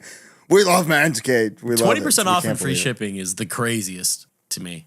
Why wouldn't you do it? Yeah, it's really 20%. Again, there ain't nothing that 20% off would stop me from buying. You know, like if I see a 20% off coupon for anything, the trigger's being pulled. And it's also Whatnot time, and it's especially important this week as it's set in stone. It's happening. We just figured it out. We just figured it out. Saturday, October 21st, 2:30 Pacific, 5:30 Eastern. That's it. Bo and I for the Pit. This is the Pit benefit Whatnot stream. Yeah. I got heat, man. Yeah, he pulled out some big guns. I flew with a bunch of stuff, so I didn't want to I couldn't bring that much. No. He's got some guns coming. I got some stuff. And then Taylor, of course, I pulled some stuff from his yard sale thing just to be like, no, this is special. So smart. He didn't know what he had. You know what he's got. The watcher wants what he's got, and you're going to get it. So you join us on Whatnot. You click the link in the description. You get $15 off your first purchase. And for those of you who don't know, Whatnot is basically eBay meets Twitch and meets HardLore. So we're live, we're talking, we're chatting, we're talking with people in the chat who are also bidding on items when they go up. And it only happens one time. It's not recorded. It's a live thing. When you miss it, you miss it. It's like a little live episode where you can buy things. That's right. What's better than buying things? Literally nothing on earth. Literally my number one hobby. Dude, this seat could not be more uncomfortable. I'm sorry. I have benches in the kitchen? Welcome to my stand up. life. Yeah, you can stand up. It's gonna look really awkward. Yeah, James is gonna stand because he's uncomfortable. Oh, okay. You're still in frame. It's good. It looks like we're just in trouble. It's so That's awesome. Sorry. You wanna switch with me? I got a chair coming tomorrow that'll be so much better. Yeah. I'm just gonna stand. I'm gonna stand for like 1 minute. You're fine. You're fine. Were you Never had about a to stand. ask me about Cyanide, Bo? I was just saying, while Heaven's Call, I think does have a very heavy pit part. I think when Cyanide, after the full-time part finally opens up, that for me is the. So here's my point to that. Yes, sir. Side B of this record is unbelievable. 1 through 5 is like classic Harm's Way, you know? It's like you guys are that's the appetizer. And then the real motherfuckers 6 through 10 is where you go, fuck you. We're fucking Harm's Way, bitch. And like that this is like 2 journeys. 1 through 5, you've got a whole record basically. It's like an opener, a follow-up, a hard song with some allusions to the weirdness, a hard song, and then big finish, and then like the second story begins with Heaven's Call. Tell me about writing Cyanide. Yeah, how did you fucking do that? How did you do? So, Cyanide and a B-side on the record used to like share some parts in common. We had 2 songs written with like a couple like really similar things going on in both. We did record the B-side obviously, and it ended up being like very different from Cyanide, but it was kind of 2 different ideas based on the same thing, and that one changed a lot. Like in pre-pro, we kind of like structured it more like a whole song or whatever. But when we went home from pre-pro, I kind of thought the transitions were just like really shitty, and that was like one of the things that like when we got back to doing tracking, like that's one of the things we worked on, and that was like one of the Chris surprises where we had to be like, what do you think of this part? But like luckily I think everyone thought this was like way better. Even dude, Will was like a trooper about my like annoying fucking like last minute changes, because like I feel like I can picture like his reaction now when we got there for tracking and I told him that I like wanted to change like this or that part. We call that the next day test. We have this thing called the next day test, where you write a thing, you record it. If it's still good the next day, it's good, it's ready to go. Yeah, Most times it isn't. You record something, you go, holy shit, that's what we fucking did? That sucks. Yeah. I also have like a fucking next 2 days test and like a next week test and then like next month test. So and a post release test. Post release test. Yeah, that's the best one. How's the release test treating you? I can answer that. You were at practice the other day and you're like, yo, we were listening to some of the demos. I like some of the performances better. No. Not as generally as that. I was saying there was something about vocally the demo version of Wanderer that I liked more. But as a song, I like how it turned out. Good. So Are you talking about the stuff that you guys are doing on there, or that James? Yeah. No, not James stuff. It was mostly Definitely like the not main me. take. But Yeah, that's right. I'm very present on that one. I feel like so. Yeah. I'm maybe just like more critical of like how that turned out. You know, He was sick. He was a little sick, a little stuffly. And you think you can hear that? well, yeah, a little compared to the demo at least. But like, Okay. I guess no one else is No, comparing it. So. I never didn't catch my ear. Nobody will ever hear it. Ever. Terrorizer, the big Dude, epic industrial banger, dude. I feel like this was Casey's like mission. Yeah. He had done the gift and it kind of got overlooked. He's very good at what he does. It's actually really crazy. And I think, he wanted to really like not the gift part 2, but just be like, all right, how's this? You know, and like just kind of bring something. Yeah. Big old fingers. And this song is 2 big fingers up to me. Yeah. I love it. Yeah, me too. Good. So you playing it, I'm glad you're playing it so that people go, what the fuck was that one? Because then I hope this episode makes people go, damn, I got to really fixate on that one. And Heaven's Call. But that's putting a song this good being track 8 means the record must fucking rock. You know, there's gifts, no pun intended, hidden throughout the entire thing. Yeah, that was a tough one to place. I feel like we didn't know like where to put it because it kind of happened again, kind of. Mm-hmm. Well, those are just tough because you don't know. You don't want to put them too early.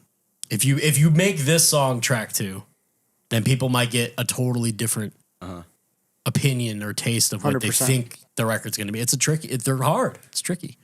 What's funny is before this conversation, I was like, damn, the sequence of this is crazy.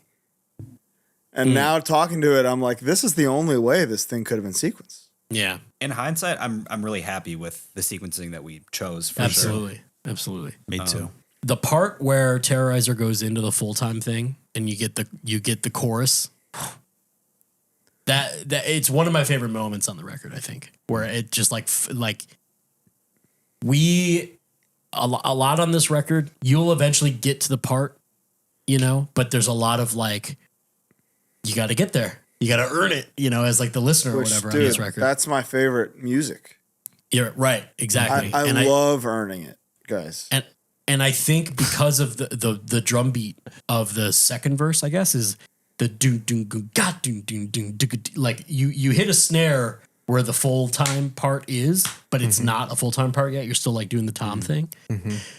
You get this little taste of what's coming. Well, and once it gets there, yeah. I mean, I remember when I went to Casey's house to work on shit, and then he had the idea for Terrorizer, and I was just like, oh, this is crazy. Because, like, the main riff, like, the verse and shit, like, he, like, pretty much entirely made it. Like, wrote the riff, and all the production and stuff was, I mean, I think that was used in the actual song. Yeah. And what we did in the studio was, like, layer the real drums, like, over it and add layers to it. But, like, Casey's, like, initial project for that song is, like, in the track.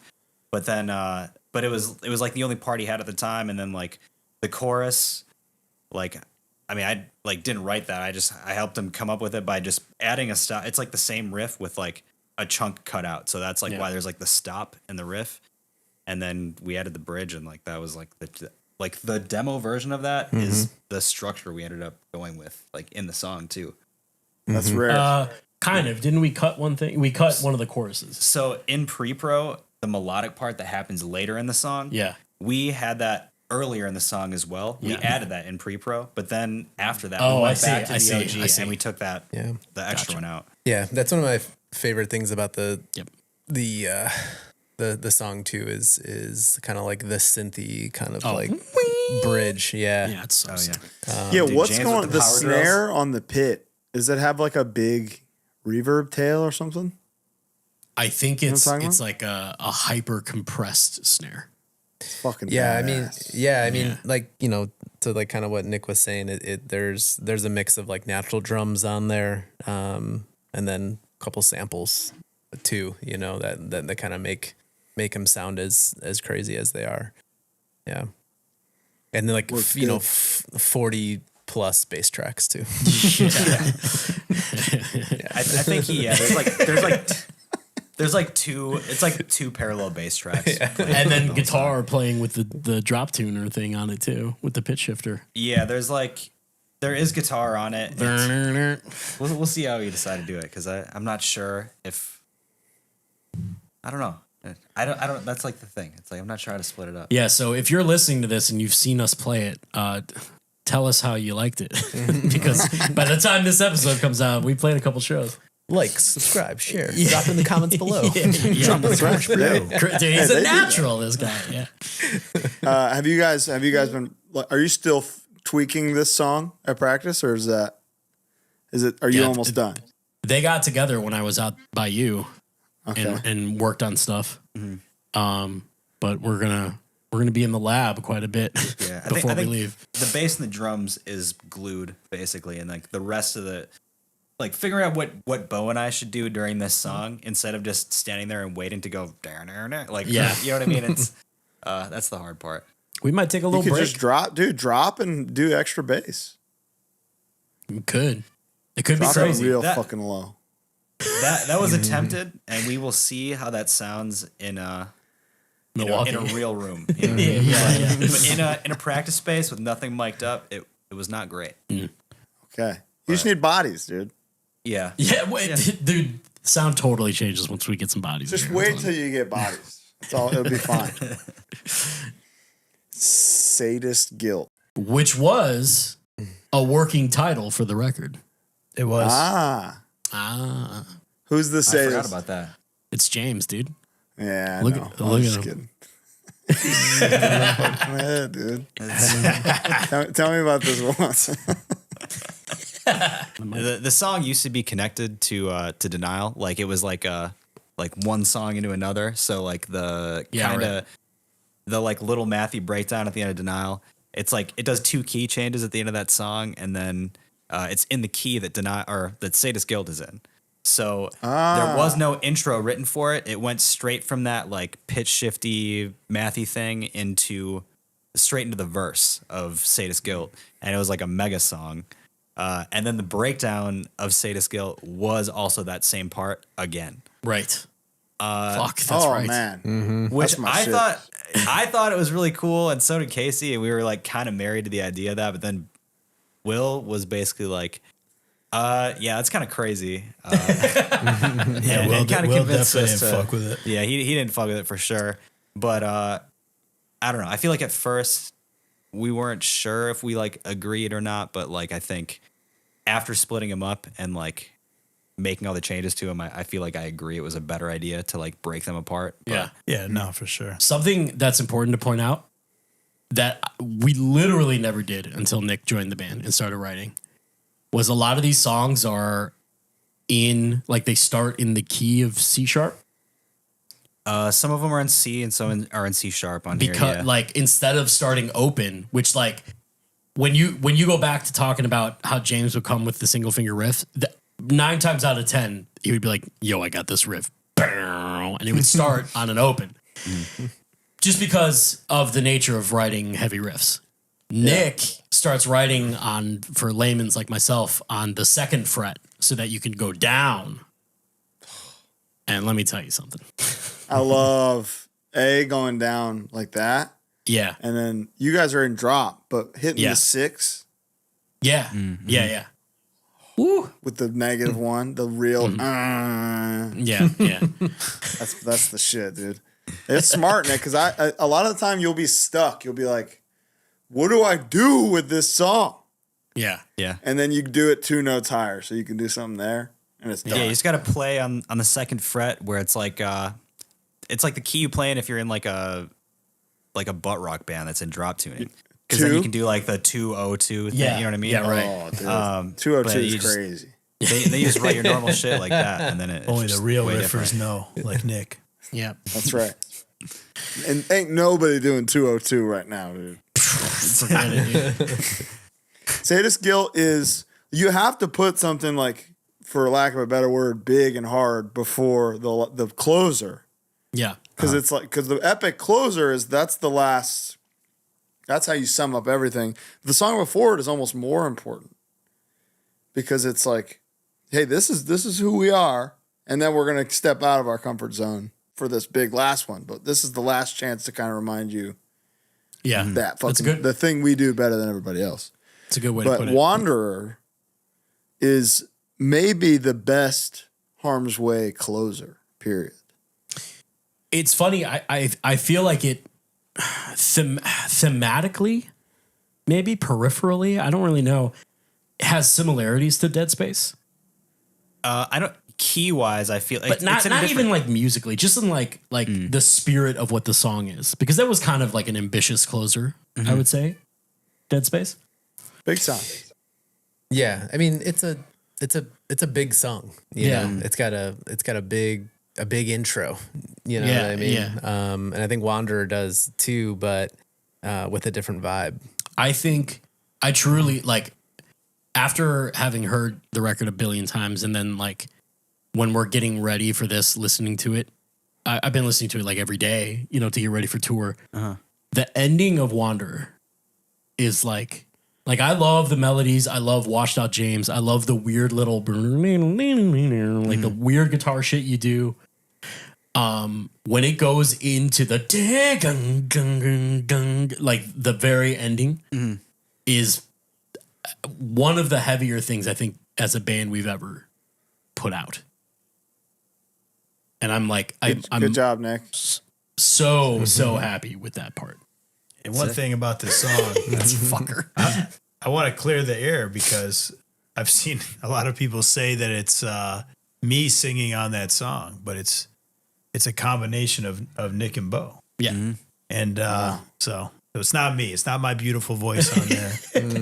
You know, I can't get to I only have the famous growl. You think we could do that live? Yeah, I feel like it sounds really like you can hear like who is who like on the track and everything. I feel like it would be similar. We would just need like real good. Bo had to point it out for me, but now I can't unhear it. Yeah, it sounds like so like distinctly like Bo. I think his like register in the part. It's his cool. is but it was like I just couldn't tell. I don't know you like that yet, Nick. You know, I'm not. You never sang to me personally, so I wasn't prepared. Yeah, true. I really like that song. I think that song is like ambient and cool, and just like I don't know, makes me think of sand and desert. I see. That's the thing. So here's something about Dead Space and Wanderer that I only know this because of Casey, because he's like kind of like a theory dude, and I don't really know anything about that. But like Dead Space before the chorus, the pre-chorus is like kind of melodic, and both Wanderer and Dead Space have like Phrygian and like harmonic minor shit in it. They're not in the same key, but that's why they got the desert vibe, because the desert vibe. I see. Okay, I got you. It is in both songs for sure. Yeah. I got that. It's very, very Dune. Yeah, I mean, I think that turned out to be one of my favorite songs on the record, actually, because it's almost like Converge, Neurosis. Very Neurosis. I can see that. Yeah. It's like when Converge does the Neurosis songs on the album. Yeah. Where they go, hey, this is the Neurosis one on this one. which like I like that you, in the age of nobody making it to closers, kept the closer epic. Like this sounds like you wrote it like this is the last song. I don't know if it was ever specifically written that way, but I feel like as soon as we got the like unmixed, unmastered shit, it was like, wow. Mm-hmm. In my mind, at least, I felt like it had to be the closer. Especially the melodic guitar part. Like that to me just felt like that would be the conclusion of like something, you know, whether it was a side or whether it was the record. But yeah, it's definitely one of my favorite songs on the record. And it's funny too, because like if you look at, I don't think you can really see it on normal Spotify, but on like the artist Spotify, I can look at a release, right, and see which songs are like the most popular. Dead Space is not last, which is like, oh, okay, you know, that's huge. Honestly, it might be third to last, but that's just kind of like de facto, of course. Yeah. But still, all of our last songs are like in a row on the bottom. And we realized this the other day at practice when we were making the set list for this, is like all of our most popular songs are openers. It's like the first song off every record is kind of the banger for that record. But that's what they are. That's why they're that for a reason. You know, they're opening the record because they could open the set. Absolutely. Silent Wolf is another one of those. Like you could easily open the set with that. We might do that. So that's Common Suffering. I'm proud of you guys. I wanted to wait to talk about it until this. But I think you guys have done an incredible job. I think, I don't want to play favorites here, but you know, this one's up there in terms of the Harm's Way discography to me. I think it is like cohesively start to finish, probably the easiest one to just blow straight through. You know? Yeah. Like putting this on at the gym, I'm probably going to listen to it twice and then I'm going to go home. Whereas pretty much any other band, I'm not going to finish the album. I'm going to skip around. Let's do some standard HardLore stuff. Let's get into it because this is Chris's first time. We talk about him damn near once a week here. Hello, everybody. Chris, tell me about growing up with Bo. Oh, fuck. Oh, man. It's crazy. You got to tell the one story. Dude, no, but it's crazy because I've actually had this this conversation with a couple people over the last few weeks about Harm's Way and the members of the band. And like, obviously, like, these two guys are like two of like my oldest friends, you know, like in many ways. But Bo is like, shit, I've known this dude since I was 12, yeah. You know, like 12, 13, you know, and, we definitely started as like mortal enemies. Oh, dude. Did you? You got to tell. I've never told this story. It's a great story. You know, like kind of definitely, I mean, which one? Like, where do we start? You know? So Chris and I grew up in a town called Roselle, Illinois. Roselle's like just like a nice suburb. Behind where I lived and like behind a street, there's this huge, like I say huge, but I bet that's just my memory. There's a pond, just like a pond on the way that we would walk past to go to the grade school or to like skateboard at the grade school, basically. And I was friends with this one dude. Should I say his name? It don't matter, right? His last name was Manzara, and he was a good friend of mine. Chris is a year older than me, so like 5th grade, and then he was in 6th grade. You know, Chris is at another school. Big jump. So we hadn't. I was a big middle schooler. We hadn't interfaced yet at all. Big time. We had a couple of friends in common, but basically one day, me and a mutual friend of mine and Chris's eventually, and then this Manzara guy were walking past, and across the pond is this Chris's house, Chris Mills' house. So his back patio faces the pond, which then faces the path. Manzara, for some reason, moons Chris's house because they had a beef over something. So he like bends over, full on moons Chris's house, and we're just like, ha, and like keep walking. 5 seconds later, Chris Mills is running into his yard and screaming at us from across this pond, saying like, just being like, "Hey, motherfucker, I'm gonna fucking kill you!" Just like, you don't move, I don't, you know. Dude, aggro Chris. Very aggro Chris. My parents were not home, or else I would have got my ass beat for speaking and saying the things I said. Dude, you never moon a man at his home. No. That's sacred. And I remember that's a sacred bond. There was like a dance or something coming up, and he was like, "Oh shit, he might be there." Chris Mill. And what's funny is like, Chris and I are pretty much the same height. Chris Manzara, this other guy, was like 6 foot. He was fucking huge. Fucking giant. He was a massive man. And it would like honestly, like, yes. You know, no fear. But dude. Chris, no fear in this guy. I remember on the way back from Burger King one time, you and Brad, Chris and I, our first band was called Double Cross. Chris played drums. I played guitar. This guy, Brad, played bass in Double Cross. And there used to be a Burger King right by my house. We would go to the Burger King and then walk to my garage and play and practice. You and Brad got into like a fist fight, but you like stopped it. And this is a pattern because Caution didn't bring up this story and I've been waiting.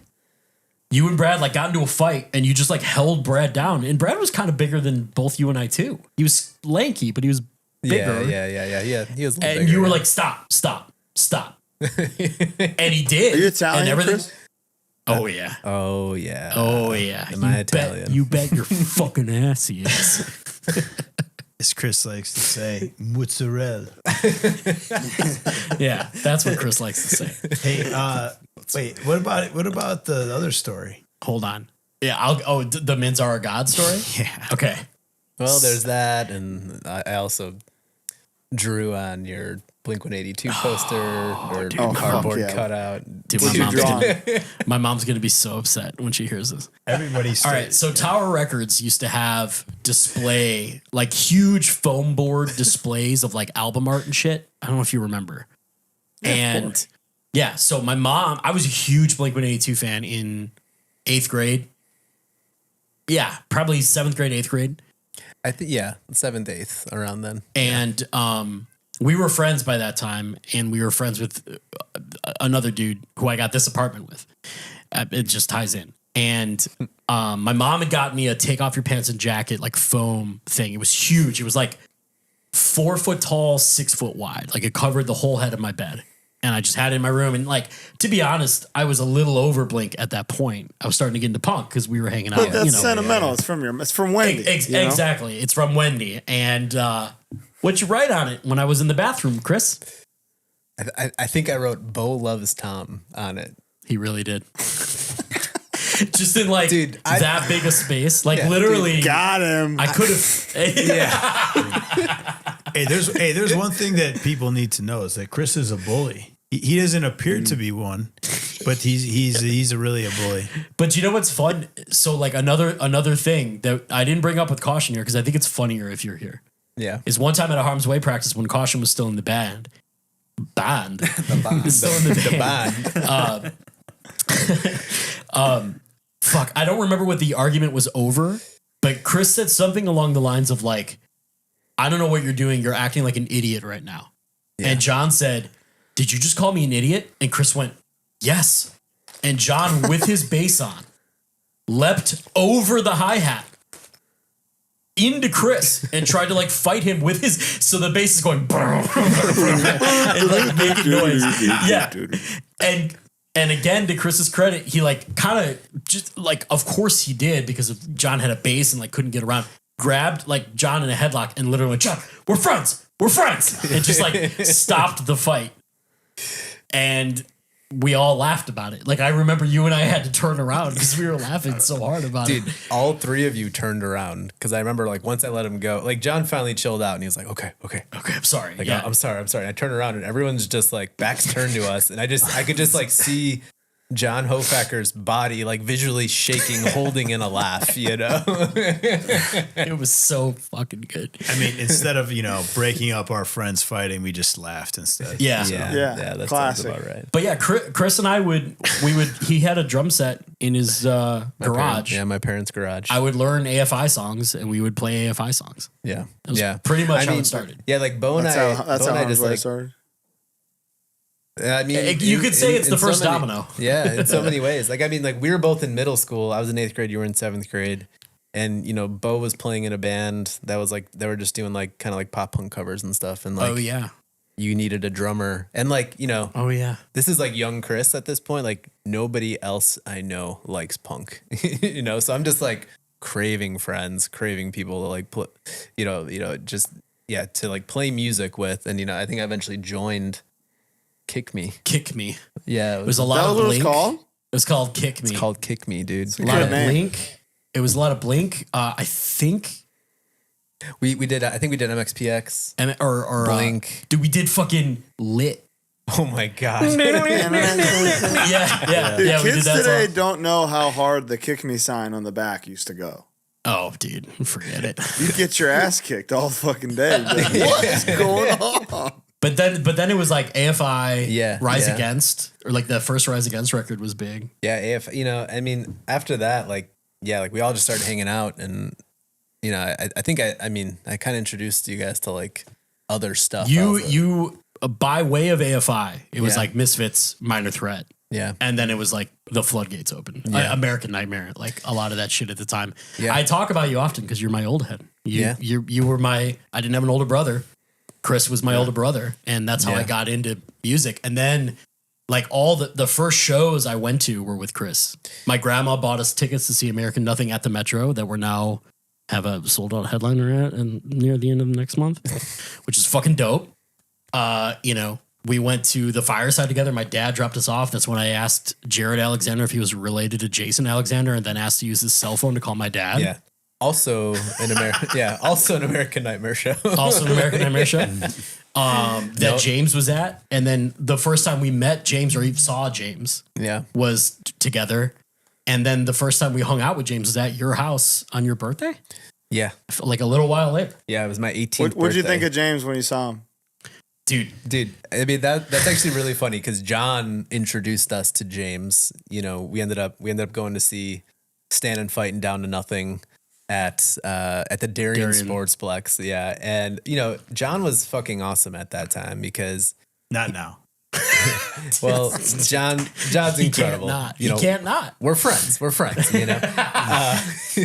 But like at that time, like, you know, I started talking with John over like the Chicago hardcore like message board and then like over AOL Instant Messenger and stuff. And John's like, yo, come to this show, you know? So me, you, and a couple other of our friends, you know, kind of drove out. And John was just like this like liaison, you know, in a lot of ways, and introduced us to so many people. And actually, like, James was at that show and John introduced us to James, and he's like, oh yeah, this is Youth Crew James. We also call him Little Wrench. And like, you know, he definitely looked like the singer of 10-Yard Fight who was, you know, performing that night with fucking Stand and Fight, you know. But you were wearing crazy. A gray Warzone shirt. There's a picture. Didn't you send a picture pants, to me recently? Tan like cargo shorts or whatever. Like I remember it vividly. How jacked were you already, James? Jacked. He was jacked. It wasn't like you were starting to really go. Yeah, I mean, jacked. I was 19 at the time, right? Yeah. So full of tea. Great era of hardcore though. That's for sure. Yeah, incredible. It was. Yeah. Well, damn. So in terms of touring, in Harm's Way, who's the fucker? Who's the little fucker? That you just go, come on, man. I know it's Chris. I've told you. So just tell me it's Chris. I mean, define little fucker. I mean, you know what I'm talking about, you little fucker. You I'll know exactly what I mean. I'll define it. Okay, who's always the last in the van? Chris. Who goes and grabs something when we're about to leave? Chris. Okay. I mean, who's always the longest shower? No, Chris. The best move is stopping for gas. All of us getting back to the van.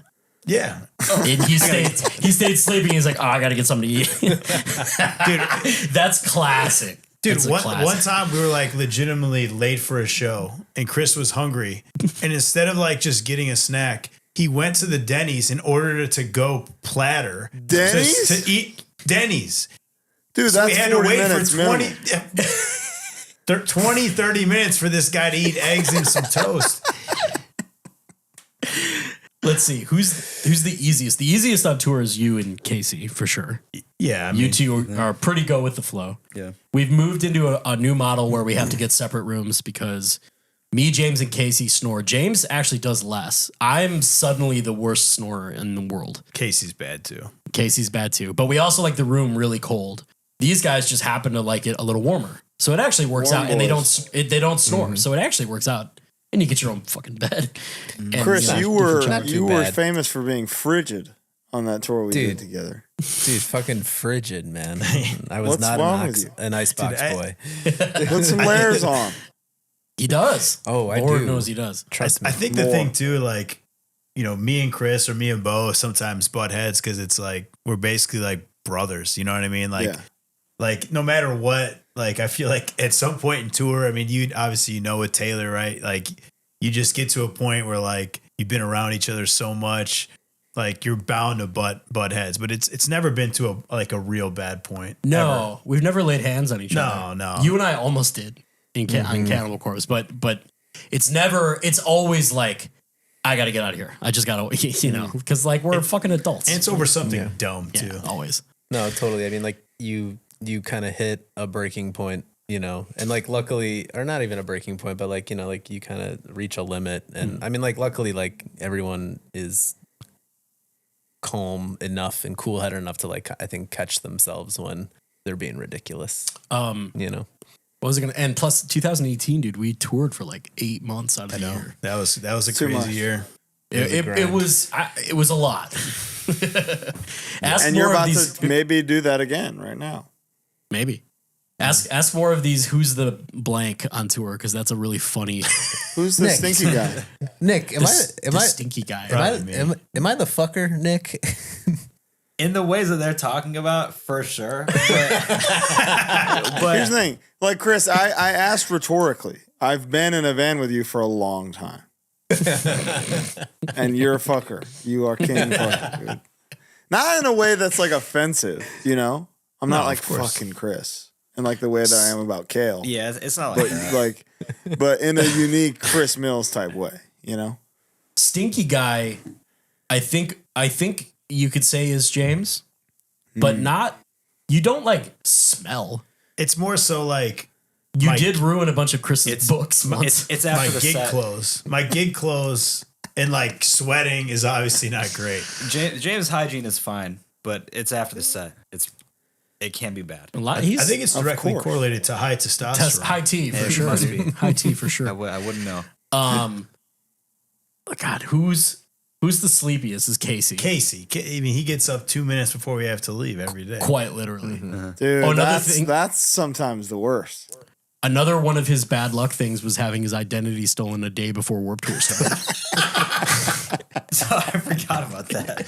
That was fucking insane. Like literally Unreal. someone logged into his bank account and sent themselves like a Zelle payment for like all of his money. From his own bank account. And then something happened with his phone too. He like got locked out of his phone. He was getting notifications on his phone. His SIM card got hacked and his bank account number. It was like this whole like multi-layer thing. Unbelievable. And the person who sent themselves money like sent it to their real account with their real name.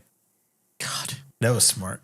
I have to think Casey is in some way responsible for how poor our connection has been this entire episode. probably. It's Casey. It figures. Casey's He's probably It's hacked. the Casey case. hacking. It figures. The guy that hacked his SIM card hacked my fucking internet. And Yeah. then we get this. Yeah, let's talk food because you guys are the namesake of the show. You guys are half the show. You know, people don't think about that. But Harm's Way is fucking right there when it comes to HardLore. So food-wise, Yeah. you know, I've talked to James at length about this. It's true. But what do you guys as a unit get fired up about? 4 out of 5 of us love Taco Bell. James does not love Taco Bell. That is true. So we kind of, I think we compromise with Chipotle a lot, which I know Colin doesn't back, but it is, you know, pound for pound, it's a pretty good deal. But Chris and I are starting. The amount of food you get is like undeniable. Yeah, Protein. Chris and I are starting a revolution though. The Sweet Green Revolution. We're starting the Sweet Green Revolution. Oh, dude. Yeah. Love sweet cream. I really think in this day and age, like what you get for how much you pay and how widely available it is, it can be like a new staple. Is it widely available? I Dude, think they're everywhere. Yeah. I mean, but like middle of America. Yeah, where, middle like, America, Where no. like you're going to find your Chipotle, obviously not so much. But like I think. Sweet Green is not cheap. Yes, it is. It's not. I don't think it's cheap. It's less than 15. It's no. If you sign up for the thing, it's less than 13. What's the thing? It's the Sweet Green Pass. Do you have that? What? It's $10 a month. It's $10 a month, but it gets you $3 off every 12 hours. So you can use it every 12 hours. So your fucking $14 whatever salad is $11. Dude, I think my order there is like $23-24. Are you getting like double protein? What are you getting, dude? Nah, Shit? 'Cause chicken, I get avocado, the the hot fish sweet taco potato. salad, subtract one thing, add lentils and chickpeas. Dude, a major cheese. strike, no soda. That is true. I haven't I gotten don't to I disagree. mean, that's Yeah, pathetic. you I gotta do get, not disagree. What's it called? The Olipop bullshit. Olipop and then they have what's the, that seltzer with a little bit of sugar in it? It's Oh, the bubbly or Spindrift. No, Yeah, Spindrift, I'm not into that yeah. shit. Not super into Spindrift it. is whatever. What do we like as a band? I mean, Yeah, what is the band like? I mean, like we try to like eat at like some cool places when we're in like major cities Chris is king of like too, you know. checking the phone and being like, this place got good reviews. Yeah, he's the king of Yelp. King of Yelp. King of Yelp. Dude. The You Yelp leave review. reviews on Yelp, Chris? You a reviewer? Nah. I'm You just got to get joking. into it. It's fun. Yeah, I mean, I've maybe left 1 or 2 Yelp reviews out of spite, you know. Okay. What do we eat?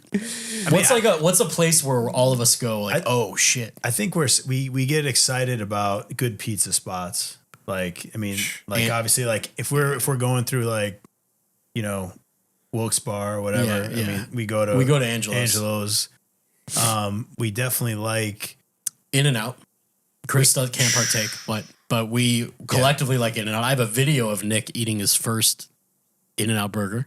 I'm a big Del Taco fan too. Oh, we do like Del. We love Del. Maybe that's it. Maybe that's probably the one. That's probably fast the one. food. If we're talking Cali, Del Taco is pretty sick. I would say collectively probably the place we've eaten at the most is Chipotle though, honestly. Absolutely. Yeah. I mean, there are weeks where we do it 5 days out of 7. But like the thing is, it's for if you're lifting and stuff on tour, you can get 50 grams of protein with the chicken bowl. I think that's like why I like it the most. Yeah. Mm-hmm. And they're mostly everywhere and mostly consistent. And they have Coke. And they have Coke, which is huge. No argument. So is that your Taco Bell criticism, James? Is it the Pepsi?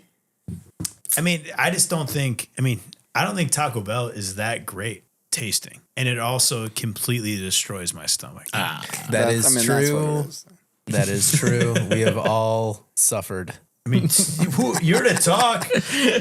That is also true. You're the fart guy, right, Chris? No.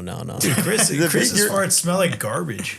100% the fart guy. Nick does your gimmick, Colin, where he'll let one go and he'll be like, it's fucking ducks in here. Yeah, what the? What was that? That was crazy. Something moving back here. Hey, I mean, that's good. How's Casey? He's just sleepy? Yeah, he's mostly just sleepy and mostly spills a lot. He's just easy. He's really very truly easy. I'm trying to think. Well, what's funny is he like back in the day he had a MacBook that didn't have a working audio jack. So if he wanted to listen to it, he had to bring an audio interface with him everywhere, connected via USB, and then have headphones plugged into that. And then also the battery was dead. So if he wanted to use it, it had to be plugged in. So he would just be like in venues, like carrying around his little gremlin tools to go set up and work on beats and shit. And he's just like, I mean, Casey's definitely the easiest person to be on tour. I mean, he will eat like, what are those things called? Torpedoes? No, the tornadoes. Tornadoes from fucking Loves, dude. The Buffalo Tornado. Yeah, those are good. There was a point in time when we started touring where he would eat those and Reese's sticks every single day. Every stop. He gets some fucking sticks. The van was just littered with garbage. Reese's sticks as a like consistent snack is inhuman. That's his go-to. He just got it the other day at practice. Yeah, so he ate them every day for like 2 years. They're fucking good. Oh my God. He's not wrong. guys, And the king size too. It's October, you know. Tis the You season. motherfuckers, you guys believe in ghosts or what? James, I feel like we talked about it already. Did we? I mean, I can't remember if I did or not. I mean, I love the idea of all supernatural things like aliens, ghosts, all different dimensions, all the others, whatever. But I have not had an experience, so it's really hard to say if I believe or not. But I'm not denying the existence, I must say. Okay. Yeah. Chris? I've had an experience in Roselle, Illinois, so Lay it on me, brother. So I mean, it's hard to deny, but yeah, I had an experience, and this is when I was in high school. I want to say junior year. Yeah, I was a sophomore. It's not a happy story. No. It's kind of sad, a part of it, right? But anyway, long story short, it was around kind of like the Thanksgiving holiday, and I think it was the first day of winter break, like school let out. Yeah, so it was like the Wednesday before Thanksgiving, and it was the first snowfall of the year, right? And right by my house, Bo referenced like the pond, and next to the pond is like this street called like Bryn Mawr, which is like one of the main thoroughfares through Roselle. But anyway, long story short, like these kids got into a significant car accident and like ran into a light pole, pretty much in my backyard, so I could see it from like my parents' back porch, right? And unfortunately, like one of the kids ended up like passing away due to the accident, and it was maybe like a day or two later, and I was coming home like late one night, and And I was just, I was like having some ice cream before bed, and I was just like looking outside where the accident had taken place, and there was like investigators or detectives or somebody was like Forensics documenting. or something, Yeah, yeah. forensics maybe. Yeah.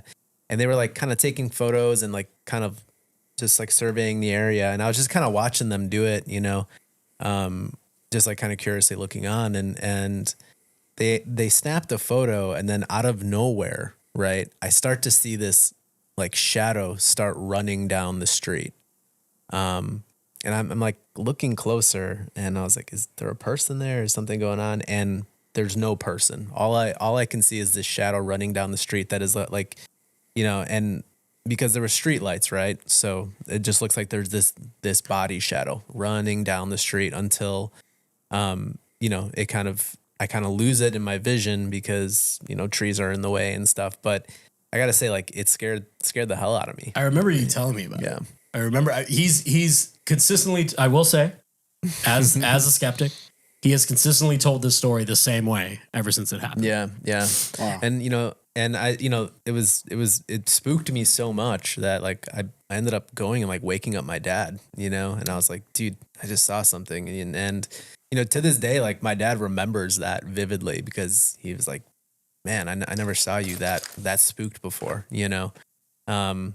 but it was, since then on, it's like for me personally, yeah, it's hard to deny the possibility, I guess, of kind of something outside ourselves. My man. Nick? Yeah. Thank you, Chris. That was beautiful. Yeah.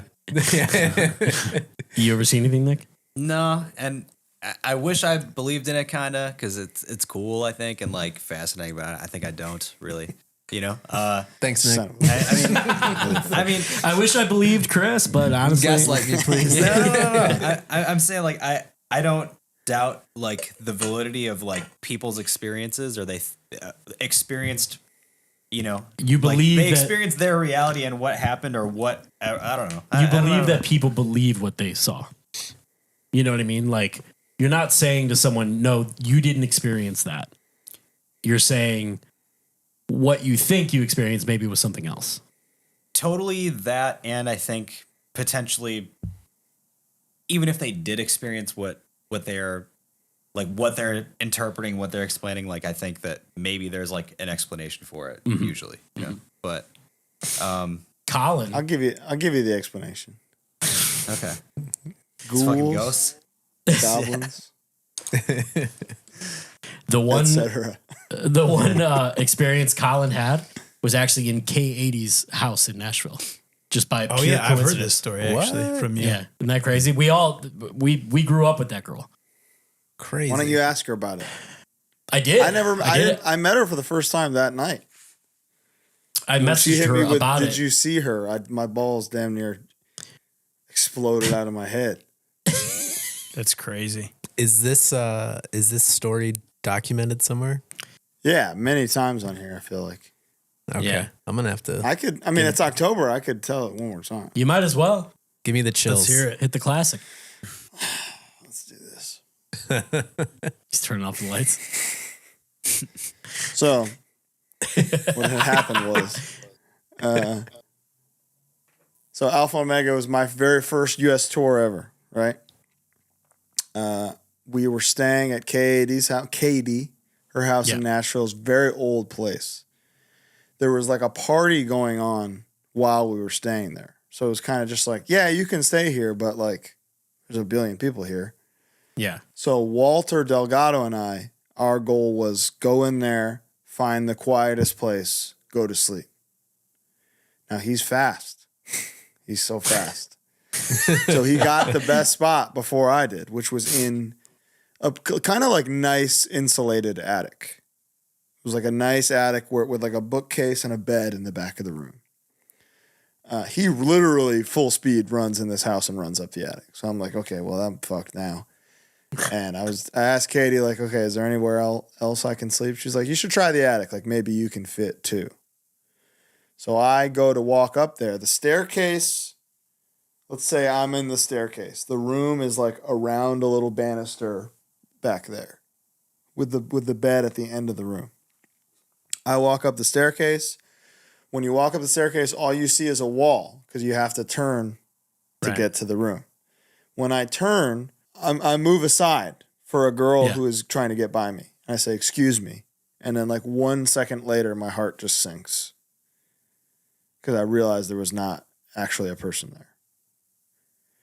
So it was a small woman with long black hair and a white dress. Classic haunting. Of course. Yeah. Fit, you know? In the OG haunting kit. So I go downstairs, talk to Katie. Craziest part. And I'm like, Katie, is your house haunted? And she just looks at me like full emotion in her eyes and asks, did you see her?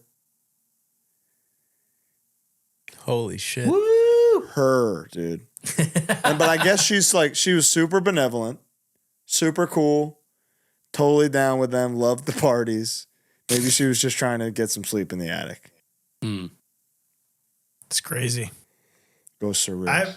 I have a question wild. for you though, as someone who's toured quite a bit, because I'm surprised that Harm's Way has never seen anything strange, like, you know, in the sky, if you will, as we're driving at night. But have you guys ever seen anything strange?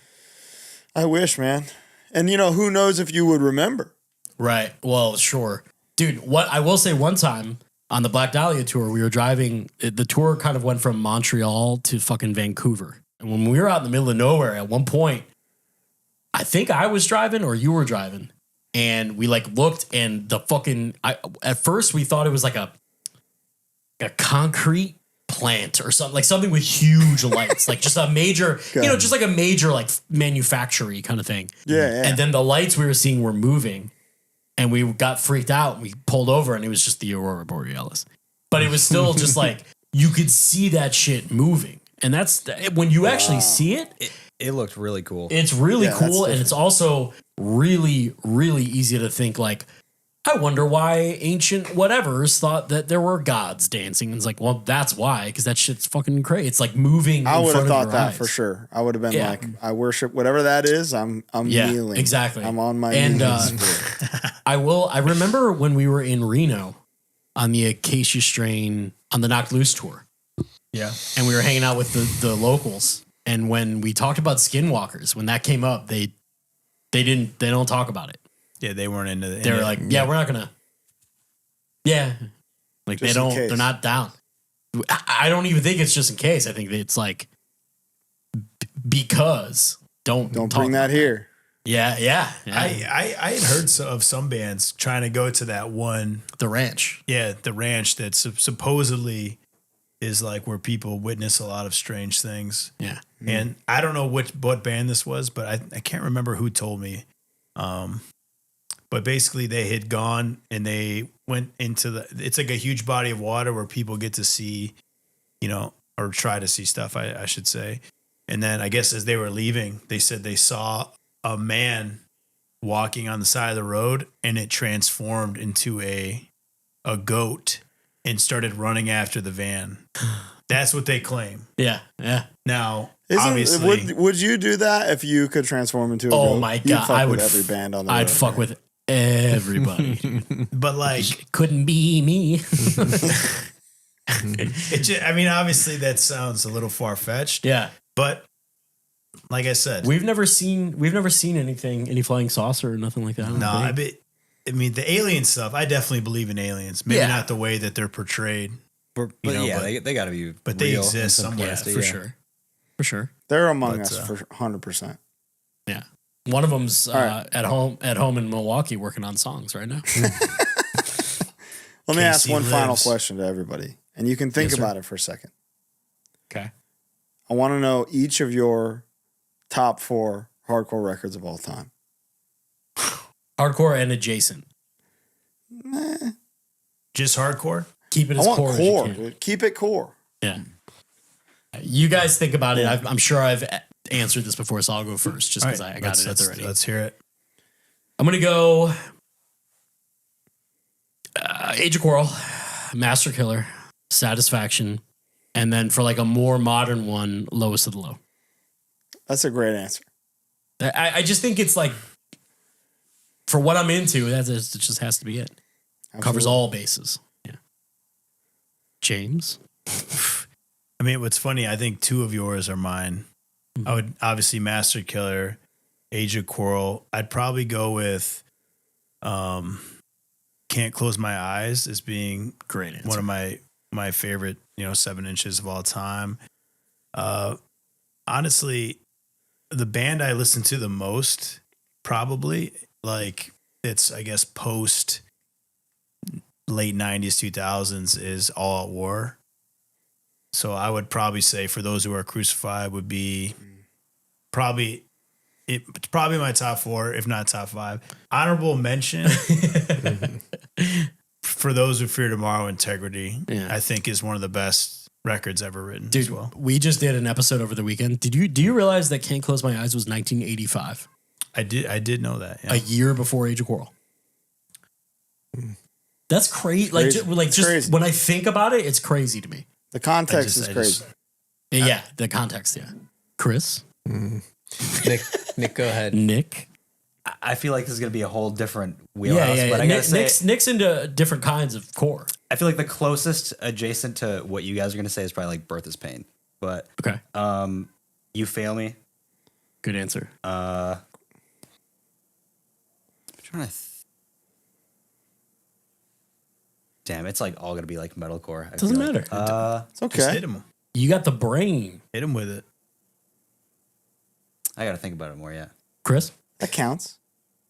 Yeah, I'll probably, it's funny because I think we're all the same on this one, but Age of Quarrel and Master Killer for sure. And then I'm gonna deviate a little bit, and I'm gonna pick a Converge record as well. I'm gonna pick Jane Doe.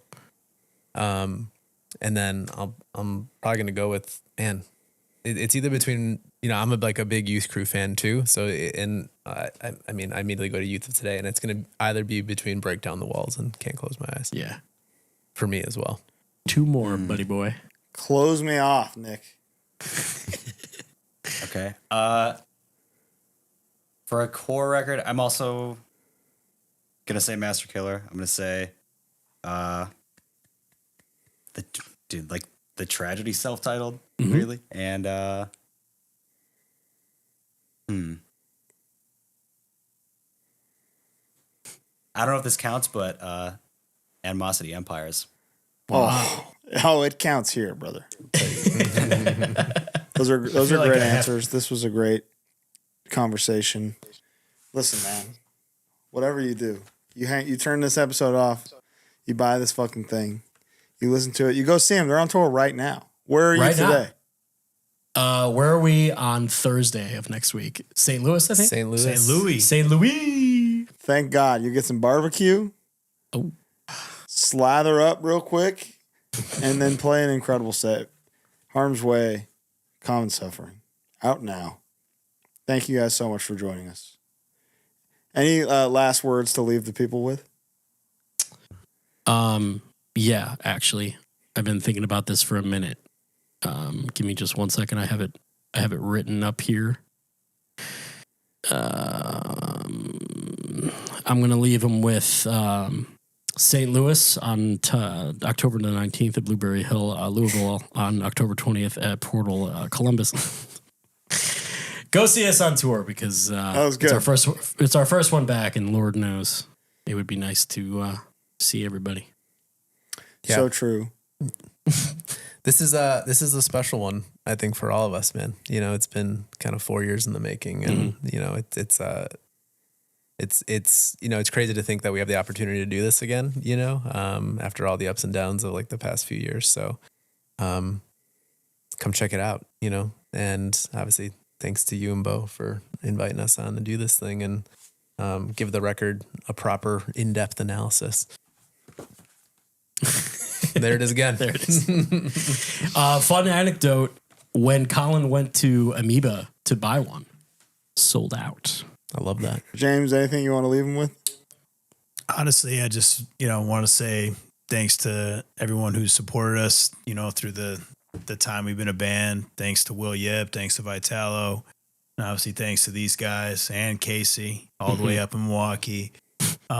It's been a long 4 years for me. Been through a lot of shit, and this record was really important to me. So I'm glad that we're finally going to be able to tour on it, and hopefully, this will just be the start of touring again for a long time. Nick, I hope so. Kind of just echoing that, honestly. Yeah. Nick, can you do the face real quick? Oh, dude, There's more than one. Small mouth, dude. Do right. small mouth. We need. Hold on. Do I need to get closer? No. Yeah, get no, up. Colin, Get right up now. Nick, get right up here and show me small get mouth, all and up that's in how there. this episode's gonna end. Nick's got a myriad of faces: small mouth, big tongue. Tape face. Hold on. Hold on. Oh yeah, the tape face. But do small mouth. Small mouth. It's the best. Yeah, I gotta see small mouth. There you go. All right, here he comes. Ready? Yeah. All right, bring it in. Here it comes.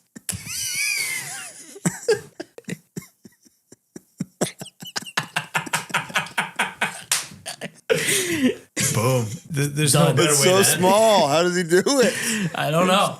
The smallest mouth. Dude, in the I world. was showing like the inclination guys that photo the other day, and they're like, "That's photoshopped. That's edited," and I was like, "No, that's real. No, he It's the gets smallest that mouth. small. It gets No one that ever small." thinks it's real. Yeah. Smallest mouth in the game. Next time we'll get big tongue, and things are gonna I go up. gotta have big tongue next time. But now we've seen him do it live, so it's obviously real. Thank you all for watching. Thank you all for listening. Harm's Way, Common Suffering out now. See you next week. Bye. Bye. Bye.